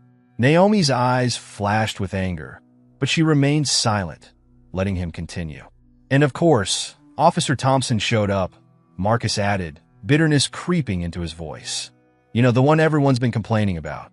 He didn't even bother to ask questions. Just assumed I was up to something. The look on his face when he found out I owned the mall, priceless." Naomi's jaw clenched. "He harassed you?" Marcus shrugged again. "He tried, but I didn't let it go. I made sure everyone in that store knew exactly who I was. And I made sure they knew this wasn't over." Naomi stood up, pacing the room now, her fists clenched at her sides. "This is exactly why I'm fighting these cases every day. This is why I go to court, Marcus. People like him, they think they can just get away with it. Like it's nothing. But it's not nothing. It's constant, and it wears you down. Her voice was rising now, fueled by both frustration and a deep personal pain. Marcus watched her, feeling the same anger swirl inside him, but he wasn't as quick to release it. Naomi was right, of course. It wasn't nothing. It was exhausting. I know, he said softly. I know. Naomi stopped pacing and turned to face him. So what are you going to do about it? You can't just let this go. Marcus leaned back in his chair, closing his eyes for a moment. I don't plan on letting it go. I'm going to report the officer, file a formal complaint, and I'm going to call a meeting with the store's management. They need to understand that what happened today isn't just bad customer service. It's unacceptable. Naomi studied him for a moment, her expression softening. She knew Marcus wasn't someone who acted impulsively. His calm, strategic nature was one of the things she loved most about him. But sometimes she wished he'd let his emotions show more. She sat back down next to him, resting her head on his shoulder. This kind of thing, she said quietly, it makes you question everything, doesn't it? All the success, all the work. It never seems to matter when they see your skin before they see you. Marcus nodded, his throat tightening. Yeah, it does. They sat in silence for a while, the weight of the day settling between them. But even in the quiet, Marcus could feel a shift happening inside him. The anger was still there, but something else was forming beneath it. Something stronger. Resolve. I'm not going to let this just be another incident, Marcus said finally, his voice firmer now. This can't just be another viral video that people talk about for a week and then forget. I have the power to change things. I have the platform, the resources. I'm going to use it. Naomi looked up at him, her eyes filled with pride. I know you will. Marcus met her gaze, the fire in her eyes now reflected in his own. He wasn't just a victim of prejudice today. He was a man who could challenge it, who could force a system to confront its own biases. The road ahead wouldn't be easy, and Marcus knew that. The story was far from over. But tonight, sitting in his home with the person who understood him better than anyone, he felt the first stirrings of something bigger. Change didn't come from sitting back and waiting. It came from standing up and fighting, even when it was hard, especially when it was hard, and Marcus was ready to fight. The next morning, Marcus awoke with a sense of purpose. The frustration from the previous day still lingered, but it had evolved into something sharper, focus. As the sunlight streamed through the bedroom curtains, he already had a plan forming in his mind. There was no time to waste. Today, he would make the calls that would set things in motion. Naomi had already left for work, leaving a brief note on the kitchen counter. You've got this. Love you. He smiled as he read it, her words grounding him before what would be a long day. Marcus poured himself a coffee, but before he could even sit down, his phone buzzed on the counter. A notification popped up from one of the social media platforms. Your video has gone viral. His stomach tightened. It hadn't taken long. The footage from the store, the confrontation with Officer Thompson, had made its rounds faster than Marcus had expected. Hundreds of thousands of views already. People commenting, reposting, dissecting every moment. He scrolled through the comments. Some were supportive, expressing outrage at the way he'd been treated. Others were less kind, suggesting that Marcus was blowing the situation out of proportion. Typical. But Marcus didn't linger on the negativity. This was part of the process. If people were talking about it, if they were engaging, then that was the first step toward real change. He placed the phone down and began dialing the number for the store's corporate office. The conversation with the store's regional manager was predictably tense. The manager, a man named Greg Harris, had clearly already seen the video. His voice was tight with anxiety, no doubt fearing what kind of backlash this incident would have on the brand. Mr. Williams, let me first say how deeply sorry we are for what happened yesterday, Greg began, his tone excessively apologetic. This is not how we train our staff to treat customers, and we take full responsibility for the way you were disrespected. We've already started an internal review of the incident. Marcus cut him off, his tone measured. An internal review won't be enough. I don't want this brushed under the rug with a few words and a slap on the wrist for your employees. This wasn't just a bad customer service experience. This was racial profiling. The entire world has seen how your staff treated me, and there needs to be real accountability. There was a pause on the other end of the line. Marcus could almost hear Greg sweating. Of course, Greg finally said, "What do you have in mind?" "I want mandatory racial sensitivity training for every employee at that location. And not just a one-time session that you can check off a list. Ongoing training. Real change takes commitment. And if you're serious about fixing this, that's where you start." Greg hesitated, clearly reluctant to agree, but he knew he had no choice.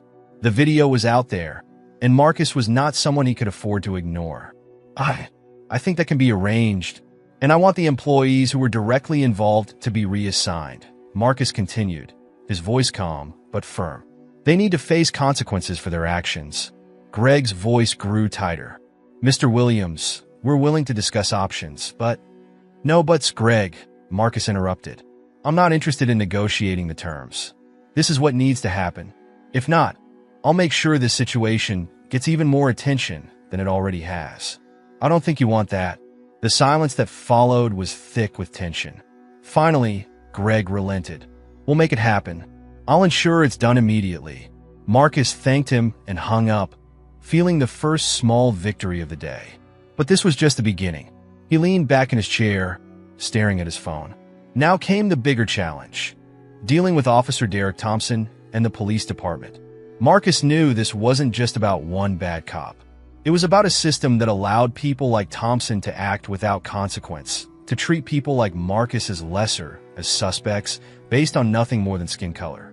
The police department would be harder to pressure, but Marcus had resources, connections, and he knew just who to call. Within the hour, Marcus was on a video call with a group of community leaders, activists, and local lawyers who had been involved in fighting police misconduct cases for years. Naomi had introduced him to some of them, and today, they were ready to listen. "I saw the video, Marcus," said Jonathan Green, a prominent civil rights lawyer who had been instrumental in several high-profile cases against police departments across the country. "It's infuriating, but sadly, it's not surprising. You're handling this the right way by pushing for accountability, but we have to be strategic about how we go after Thompson." Marcus nodded. "I don't just want him suspended for a week. That's not going to change anything. We can file a formal complaint with Internal Affairs," Jonathan suggested. "But honestly, the department is going to protect their own unless we make this too big for them to ignore. And we can do that," another voice chimed in. This was Denise Parker, a well-known activist in the community. "The video's already gaining traction. If we start a petition, rally community support, get people to show up at city council meetings, they'll have to pay attention. We've seen it work before." Marcus leaned forward, his mind racing with possibilities. "I want more than just Thompson held accountable," he said. "I want the entire department to implement changes. Racial sensitivity training, just like I demanded for the store. This has to stop being a one-time thing." Jonathan nodded. "That's doable, but it's going to take time and persistence. You're going to need to be the face of this movement, Marcus. People will listen to you, especially after what happened." Marcus knew what that meant. His life, his story, would be on display for everyone to judge. But it didn't matter. He'd been silent too many times before. This time, he had to take the lead. "I'm ready for it," Marcus said quietly, determination settling in his chest. The group spent the next hour discussing strategy, planning the next steps. They would start with a formal complaint against Thompson, then use the public outcry to push for broader reforms. The video would be the catalyst, but Marcus's voice would carry the movement forward. As the call ended, Marcus sat back in his chair, exhausted but resolute. This was far from over, and the road ahead was daunting. But for the first time, he felt a sense of control. He wasn't just reacting to what had happened. He was actively shaping what would come next. He glanced at his phone one more time. The video was still circulating, gathering more views by the minute. The world was watching, and Marcus was ready to make sure they didn't forget what they saw. A month had passed since the incident at the mall, but Marcus's life had not returned to normal. If anything, it had shifted in ways he hadn't anticipated. What began as a humiliating experience had evolved into something much larger, a movement. And Marcus was at the center of it. The petition to hold Officer Thompson and the police department accountable had gained over 500,000 signatures. News outlets across the country had picked up the story, and debates over racial profiling, police conduct, and corporate responsibility had reignited in both local and national conversations. Marcus had been invited to speak on several major networks, his calm yet powerful demeanor striking a chord with millions of viewers. His face had become a symbol of the fight for justice and dignity. But more than that, Marcus was now seen as a leader in the struggle for change. Despite the attention, Marcus stayed grounded. He spent his days working closely with the community leaders and activists who had rallied behind him, mapping out reforms for both the mall and the local police department. The work was exhausting, and there were times when Marcus wondered if the effort would lead to real, lasting change. But every time he considered stepping back, he thought about the countless people who had been treated like him but didn't have the same platform to fight back. Tonight, though, was different. It was a rare evening where Marcus allowed himself to step away from the constant grind of activism and meetings.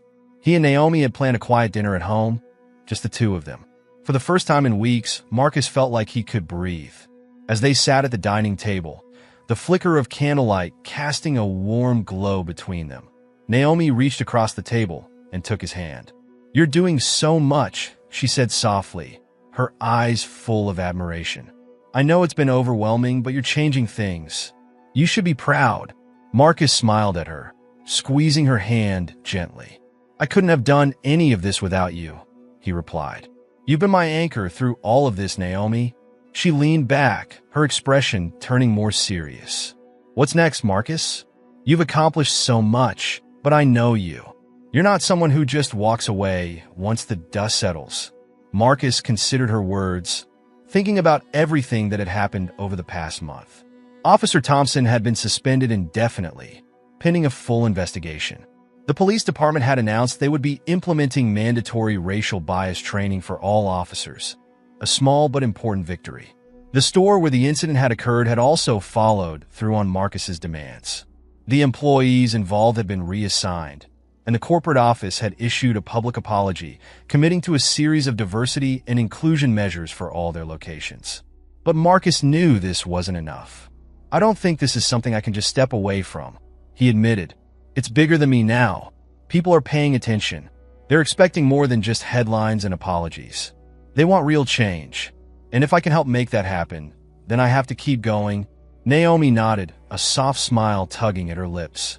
"I figured you'd say that. You've never been the type to settle for halfway." Marcus chuckled, shaking his head. "I don't know about that. There are days when I want to throw my hands up and walk away. But every time I think about doing that, I remember how I felt standing in that store, being treated like a criminal in my own mall. And I think about how many people go through that every single day with no one there to back them up." Naomi stood and walked over to him, placing her hands on his shoulders. "That's why you're the right person to lead this. You've been there. You understand what's at stake." Marcus looked up at her, grateful for the unwavering support she had given him. "I just hope I'm making the right choices." "You are," she said firmly. "And no matter what happens, you'll have me by your side." They shared a quiet moment, the weight of everything they had been through together sinking in. Marcus felt a renewed sense of resolve wash over him. The work wasn't over, not by a long shot, but he was ready to keep fighting. The next morning, Marcus found himself in front of a city council meeting, surrounded by supporters and reporters. The room buzzed with anticipation as he prepared to speak. The council members sat behind their long wooden table, expressions neutral but attentive, knowing the gravity of the issue being presented. Marcus had been asked to address the council about the need for deeper police reforms and to offer concrete steps the city could take to prevent incidents like the one he had experienced. As he stood at the podium, Marcus glanced out at the crowd. There were familiar faces: Jonathan Green, Denise Parker, community activists, even some of the customers who had recorded the video at the mall. But what caught his eye was something unexpected. Several of the store employees involved in the incident were sitting in the back, watching him. The manager, the saleswoman, and the security guard who had called Officer Thompson were all there. Marcus hadn't expected to see them, and for a brief moment, he wasn't sure what to feel. They had been part of the humiliation he'd faced, but they were also victims of a system that had conditioned them to act out of fear and prejudice. Maybe they were here to make amends. Maybe they were just here out of curiosity. Either way, their presence grounded him in the moment. Taking a deep breath, Marcus began his speech. "This isn't just about what happened to me," he said, his voice strong but measured. "It's about a system that treats people of color as suspects before they are ever seen as individuals. It's about the countless people who face discrimination every day, who don't have the platform or the resources to fight back. This is about making sure that when people walk into a store or get pulled over by the police, they aren't judged based on the color of their skin, but on their actions, their humanity." He paused, letting the words sink in. "We have a responsibility, each and every one of us, to confront the biases that exist within our systems, within ourselves. This isn't just about punishing those who make mistakes. It's about creating a culture of accountability where we all strive to do better, because that's the only way we move forward." When Marcus finished, the room erupted in applause. As he stepped away from the podium, he felt lighter, as though a weight had been lifted. He had said what needed to be said. Now it was up to the city to act. Walking out of the council chamber, Marcus saw the store manager standing by the exit. Their eyes met briefly, and for the first time, the man offered a sincere nod, a silent acknowledgement of the role he had played in what had happened. Marcus returned the nod, knowing that, while the battle for justice was far from over, today had been a step in the right direction. And he wasn't done yet. Not by a long shot. Aisha Jackson strolled through the immaculate streets of the neighborhood she had invested in. The sun filtered through the tall oak trees that lined the road, casting shadows on the perfectly manicured lawns. It was a quiet afternoon, the type of day where she could breathe, reflect, and be grateful for how far she had come. The peace of mind that came with success, hard-earned and deserved, was a rare treasure. But as she rounded a corner, she felt a familiar tension creep into her chest, a tightness she had grown accustomed to as a black woman in spaces like these. She ignored it at first, as she always did. After all, this was her neighborhood. She had more right to be here than most of the people living in those lavish homes. The home she owned. A small smile tugged at her lips. She didn't need to explain herself to anyone, or so she thought. The unmistakable sound of a car engine creeping up behind her brought her out of her reverie. The patrol car rolled to a stop just a few feet away. Aisha felt the weight of the officer's gaze even before she turned to face him. The sound of a car door slamming shut made her stomach drop. "Excuse me, ma'am," a deep voice called out. Aisha turned slowly, meeting the piercing gaze of Officer Tom Reynolds. He was tall, with a stiff posture that oozed authority. His hand rested on his belt, his eyes scanning her from head to toe, his expression unreadable, but his intent clear. She knew the script all too well. "Yes, officer?" Aisha asked, keeping her voice steady. "What are you doing around here?" Reynolds asked, his voice clipped sharp. He didn't bother with pleasantries, didn't even try to hide the suspicion in his tone. Aisha raised an eyebrow. "Just taking a walk. Is that a problem?" Reynolds took a step closer, his presence overwhelming. "This is a private neighborhood," he said. "Not exactly a place people just walk through."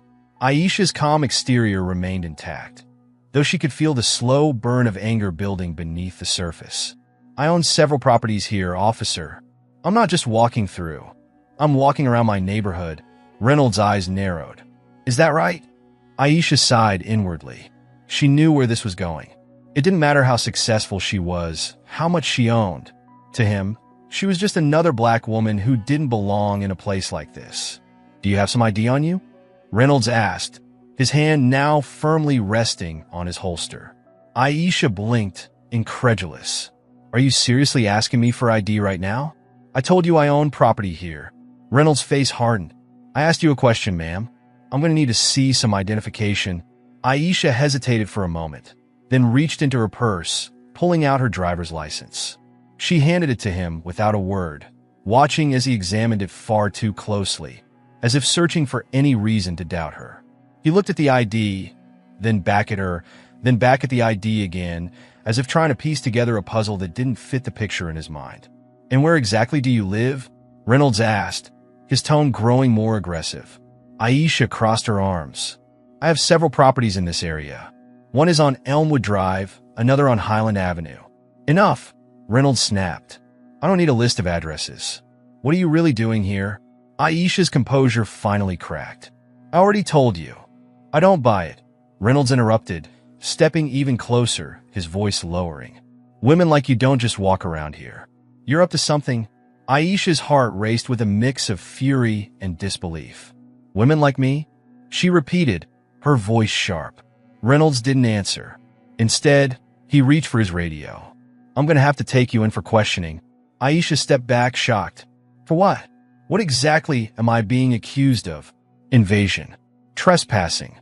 I don't know yet, but we'll figure it out at the station, Reynolds said, almost casually. Aisha's pulse quickened. You're arresting me? For walking in my own neighborhood. Reynolds' face was stony. Turn around. The words hit her like a slap. She stood frozen, staring at him, not believing what she was hearing. But Reynolds wasn't waiting for her compliance. He grabbed her wrist, roughly pulling her arms behind her back. Hey, she protested, her voice rising. What the hell are you doing? The click of the handcuffs snapped through the air, cold metal biting into her wrists. You're making a mistake, she shouted, twisting against the cuffs, but Reynolds ignored her.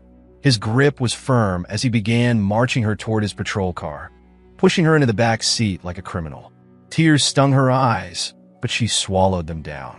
She refused to cry, refused to give him the satisfaction. As the car drove off, she glanced out the window. The neighbors were watching.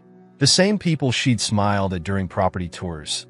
The same ones she'd spoken to at community meetings now stood silently on their porches, watching her humiliation unfold.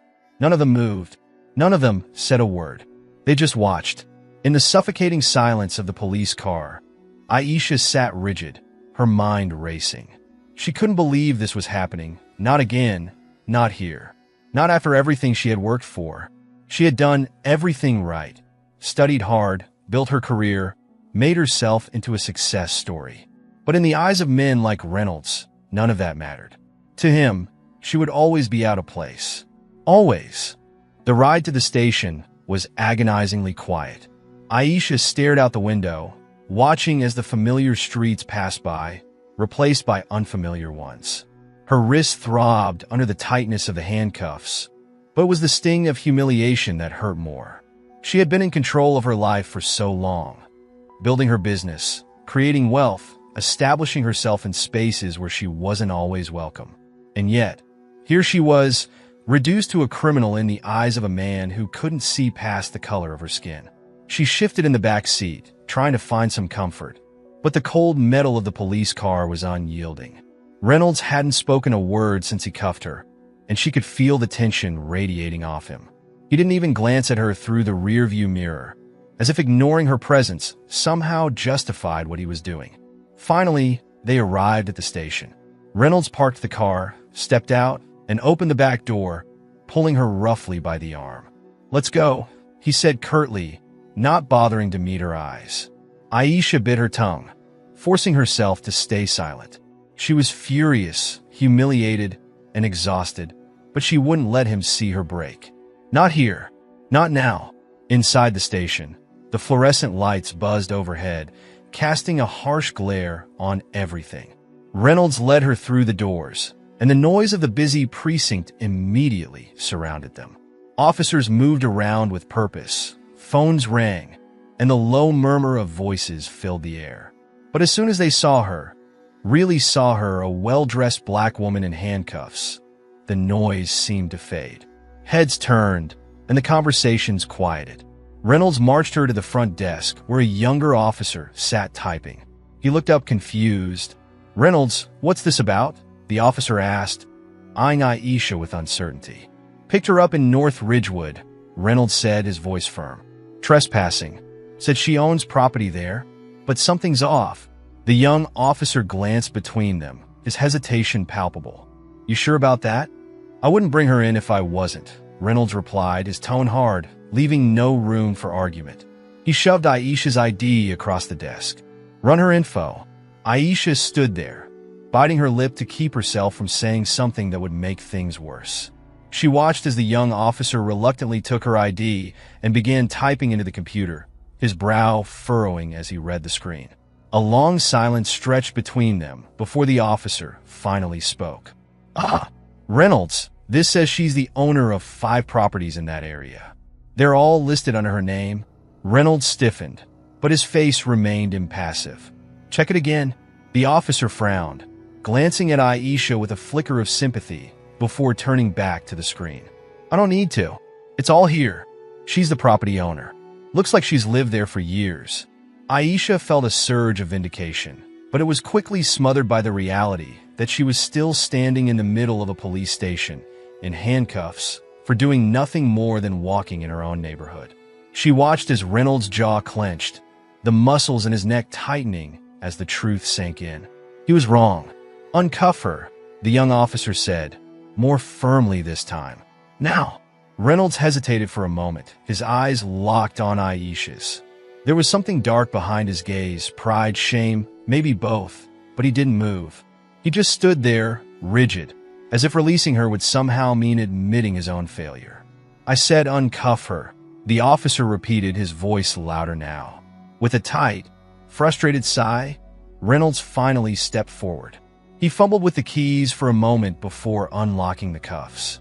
Aisha rubbed her sore wrists as the metal fell away, relief flooding through her, but it was cold comfort. She was free of the cuffs, but the damage had already been done. "This is ridiculous," Aisha said, her voice low but steady. She couldn't stay silent anymore.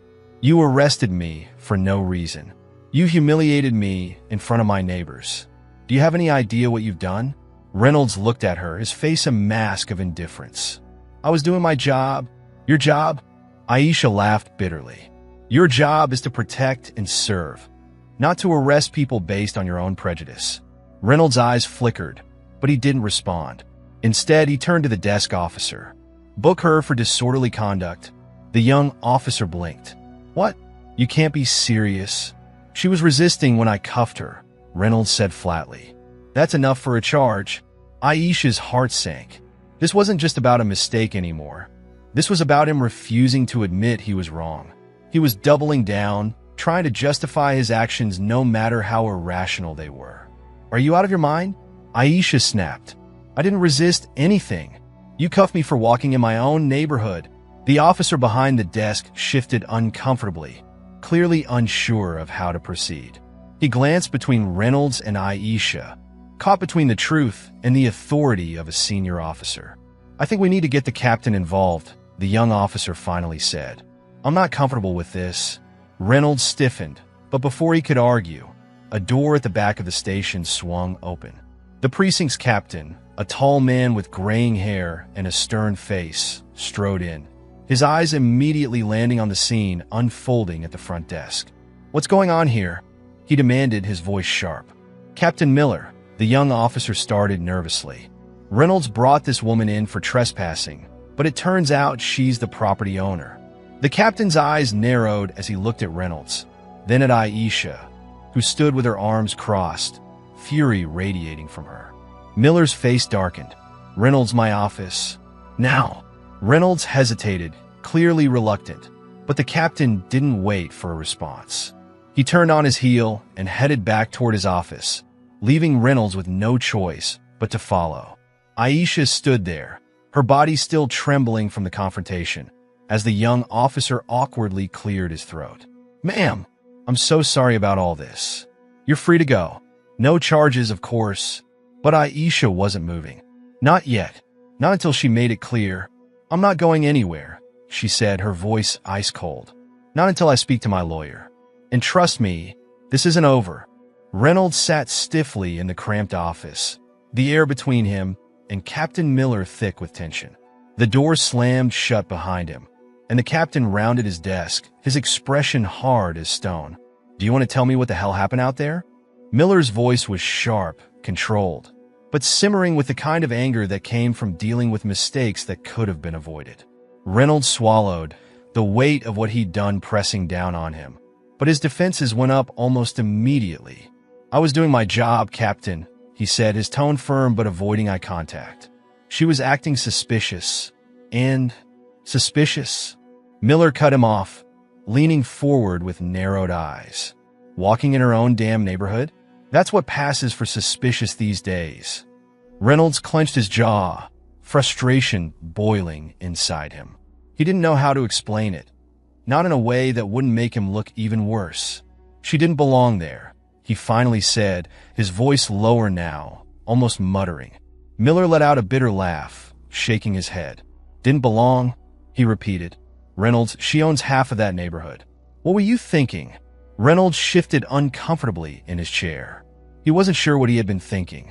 He had been so certain, so convinced that Aisha didn't belong in those pristine streets, that his gut reaction had been enough to justify everything that came after. But now, faced with the truth, he realized he had let his assumptions lead him into a mess that couldn't be fixed with excuses. Reynolds started, but Miller slammed his hand down on the desk, silencing him. You're lucky she didn't resist, Miller said, his voice laced with frustration. Because if she had, you'd be looking at an even bigger disaster. Do you have any idea who she is? Do you even understand the kind of trouble you just brought down on this department? Reynolds didn't answer. He couldn't. The reality of what he'd done was sinking in deeper by the second. Miller sighed heavily, rubbing his temples. She's already talking to her lawyer, Reynolds. We're going to be dealing with a lawsuit, and the press will be all over this by tomorrow. You couldn't have picked a worse person to pull this stunt on. Reynolds' heart sank. He had seen this play out before, officers making mistakes, departments scrambling for damage control, but he had never imagined he'd be the one sitting in the hot seat. His mind raced, trying to figure out how to salvage this, but every option seemed to lead to the same dead end. I didn't mean, Reynolds began, but Miller cut him off again, his patience worn thin. I don't care what you meant, the captain snapped. What matters is what you did. You handcuffed an innocent woman and dragged her to this station without a shred of real evidence, all because you felt something was off. That's not police work. That's profiling, plain and simple. Reynolds' throat tightened at the word.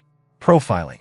He wanted to protest, to say it wasn't like that he wasn't that kind of officer.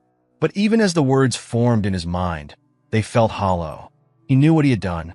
Miller leaned back in his chair, glaring at Reynolds. Here's what's going to happen, he said slowly. You're suspended. Indefinitely. We're going to try and settle this quietly, but if the media gets a hold of it, there's not much we can do. You've put this entire department in jeopardy. Suspended. The word hit Reynolds like a punch to the gut.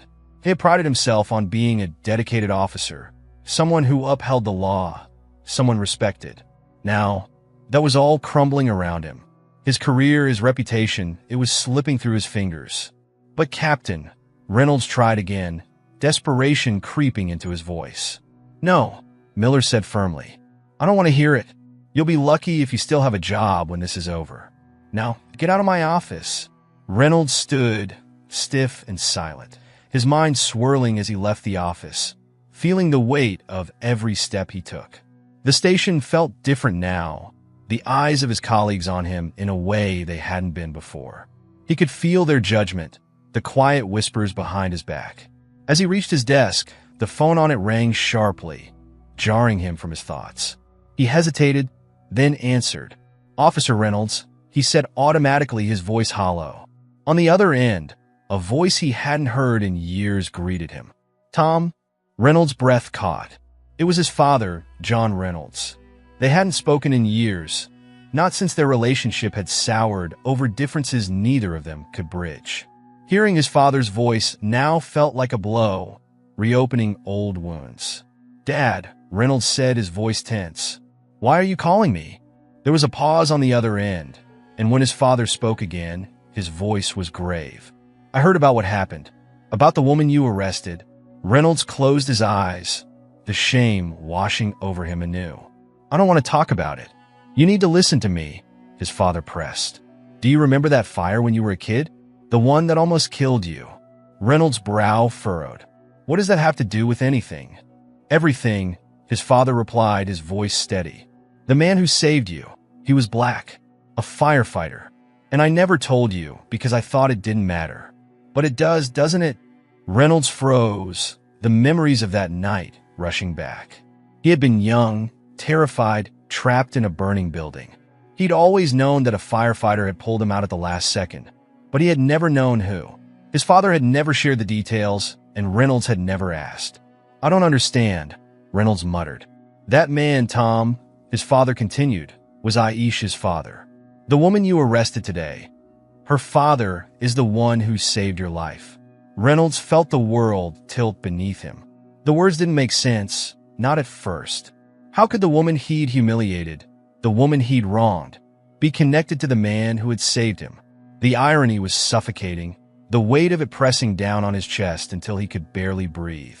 "That's impossible," Reynolds whispered, but deep down, he knew his father was telling the truth. "You owe her an apology," his father said quietly. "And more than that, you owe her your respect. If it wasn't for her family, you wouldn't be standing here today." Reynolds hung up without saying another word, his hand trembling as he placed the phone back on the receiver. The gravity of his actions hit him harder than ever.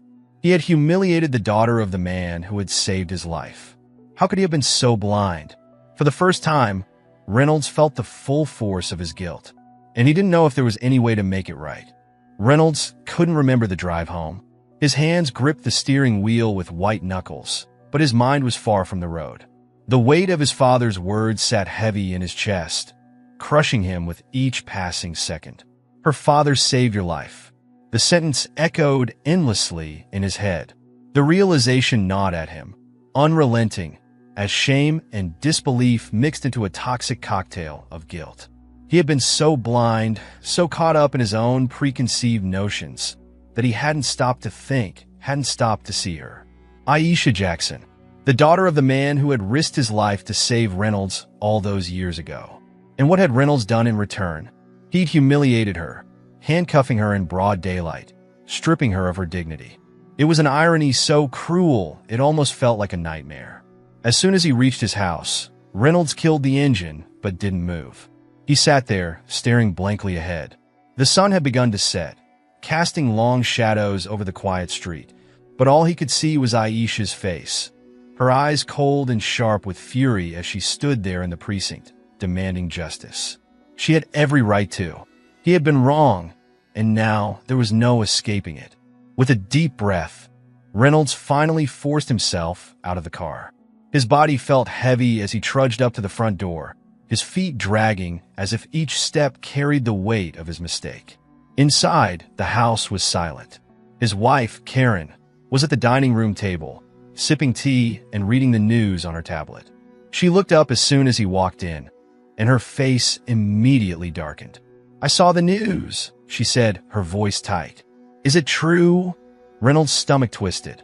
He had been hoping, foolishly, that maybe the story wouldn't spread so fast, but of course it had. A black woman falsely arrested by a white officer in a wealthy neighborhood. It was exactly the kind of story that would be everywhere in hours. "Yes," he muttered, dropping his keys on the counter. "It's true." Karen stood, crossing her arms. "Tom, what were you thinking? How could you?" "I don't know," Reynolds snapped, his frustration bubbling over. "I wasn't thinking, okay? I made a mistake." "A mistake?" Karen shook her head, her voice rising. "You humiliated that woman in front of everyone. They're already talking about a lawsuit. This is your career on the line." Reynolds let out a bitter laugh. "Yeah, well, my career's already done for. I've been suspended. I don't think I'm coming back from this." Karen's face softened, but her anger didn't disappear. "You should have known better. You're not some rookie who doesn't understand the world. You know how this looks, Tom?" Reynolds sank into a chair, rubbing his face with both hands. I know. He paused, the words caught in his throat. "And there's more." Karen raised an eyebrow, sitting down across from him. "More?" Reynolds hesitated, feeling the weight of what he was about to say. "Aisha. She's the daughter of the firefighter who saved me when I was a kid." Karen's eyes widened in shock. "Wait, what? Are you serious?" He nodded, feeling the bitterness rise again. "My dad called me after it happened. He told me. I didn't even know." Karen stared at him for a long moment, processing the enormity of the situation. "Tom, you have to apologize. Publicly. This is bigger than just a lawsuit now."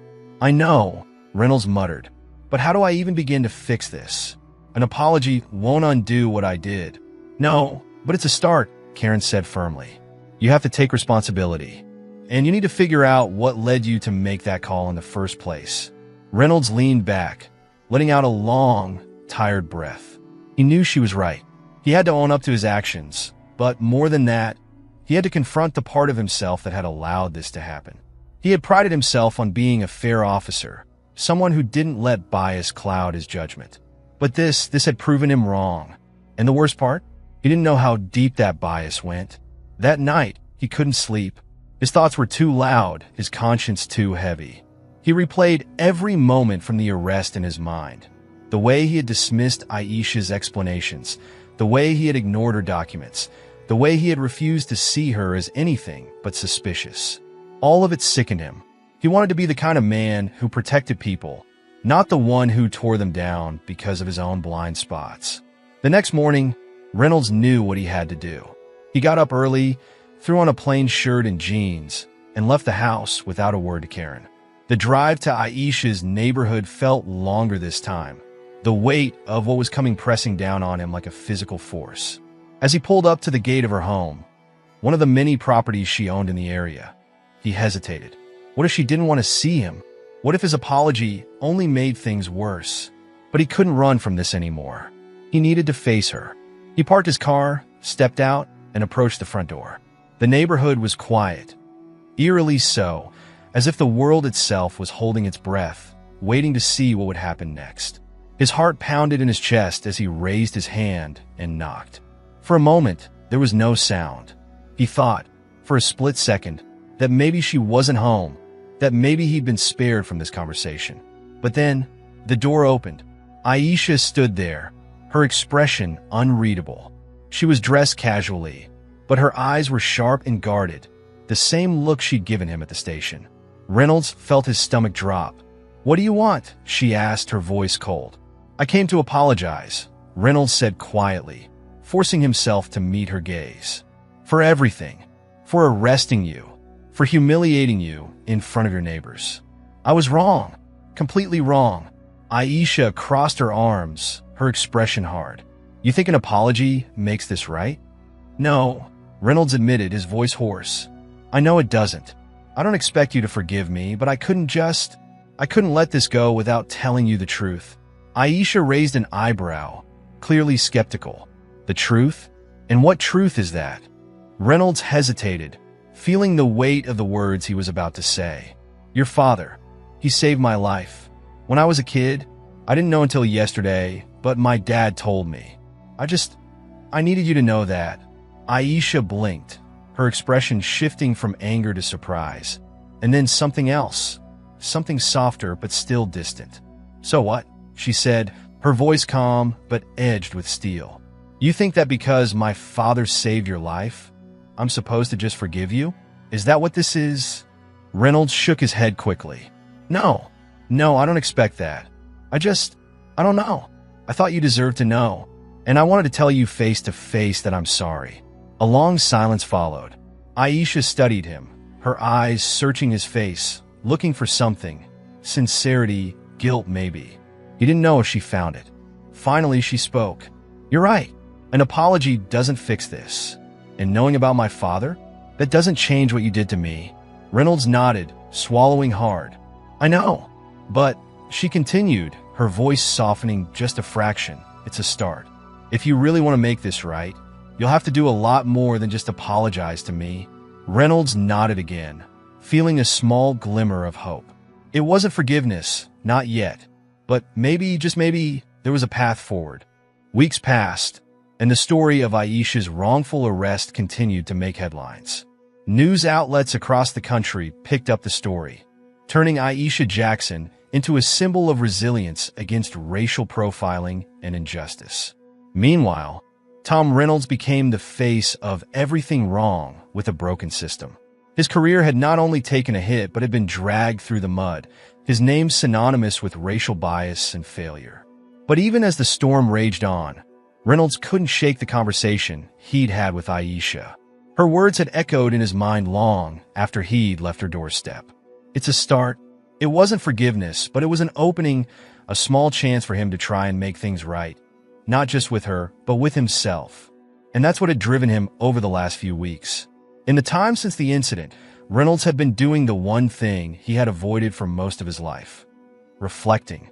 He took a long, hard look at the way he'd handled himself as a police officer, the assumptions he'd made, the prejudices that had slipped into his work, unexamined and unchecked. He hadn't been willing to confront the biases that had shaped him, but now, faced with the undeniable consequences of his actions, he had no choice. On a rainy afternoon, Reynolds found himself sitting across from a group of community leaders in a local church, listening intently. He had started attending these meetings after Aisha's advice to do more stuck with him. These gatherings weren't official department events. They were grassroots meetings of Black community leaders, activists, and residents who came together to discuss issues affecting their neighborhoods. At first, Reynolds hadn't been sure he would be welcome, but he'd shown up, asked to listen, and had been given that chance. And now, week after week, he found himself sitting quietly in the back, absorbing stories, learning about experiences he had never understood, and beginning to realize just how deep the divide was between the police and the communities they were meant to protect. Today, the meeting felt more charged than usual. Aisha herself had come, though she hadn't spoken to him since their encounter. She had become a regular fixture in these meetings too, using her platform to advocate for systemic change, pushing for police accountability and reforms. Reynolds had avoided drawing attention to himself, trying to simply listen, to learn from her and the others. But today, something felt different. As the conversation turned to racial profiling and the distrust between law enforcement and minority communities, Aisha raised her hand, her voice cutting through the room with a calm, deliberate force. "We can talk all day about policy changes and training," she said, "but none of it will matter unless the people enforcing the law recognize the humanity in the people they're supposed to protect." The room was silent, her words sinking in. Aisha glanced around the circle of people, her eyes lingering for a moment on Reynolds. It was brief, but it was enough for him to know that she was challenging him, pushing him to confront his own role in the larger problem. Reynolds cleared his throat, his pulse quickening. He wasn't sure if it was the right time, but something told him he couldn't wait any longer. He raised his hand, hesitant at first but firm. "I'd like to say something," Reynolds said, his voice shaky but determined. The room turned toward him, eyes narrowing, but no one interrupted. He stood, his palms sweaty, and faced the group. His eyes landed on Aisha, and he forced himself to hold her gaze. "I've spent a lot of time thinking about what I did," Reynolds began, his voice low but steady. "And I know that no apology can erase what happened. I made assumptions about Aisha that were rooted in prejudice. I didn't see her for who she really was, just another person who belonged in that neighborhood. I saw a threat where there was none. I let my own biases blind me to the truth." He paused, glancing around the room. Some faces were skeptical, others impassive, but he pressed on. "I've been a police officer for over a decade, and I always thought I was one of the good ones. I thought I was fair, but I wasn't. I realize now that fairness isn't just about following the law. It's about confronting the ways we see people. It's about questioning the assumptions we make, even the ones we don't want to admit to ourselves." Aisha's face remained unreadable, but she hadn't turned away. "That was something.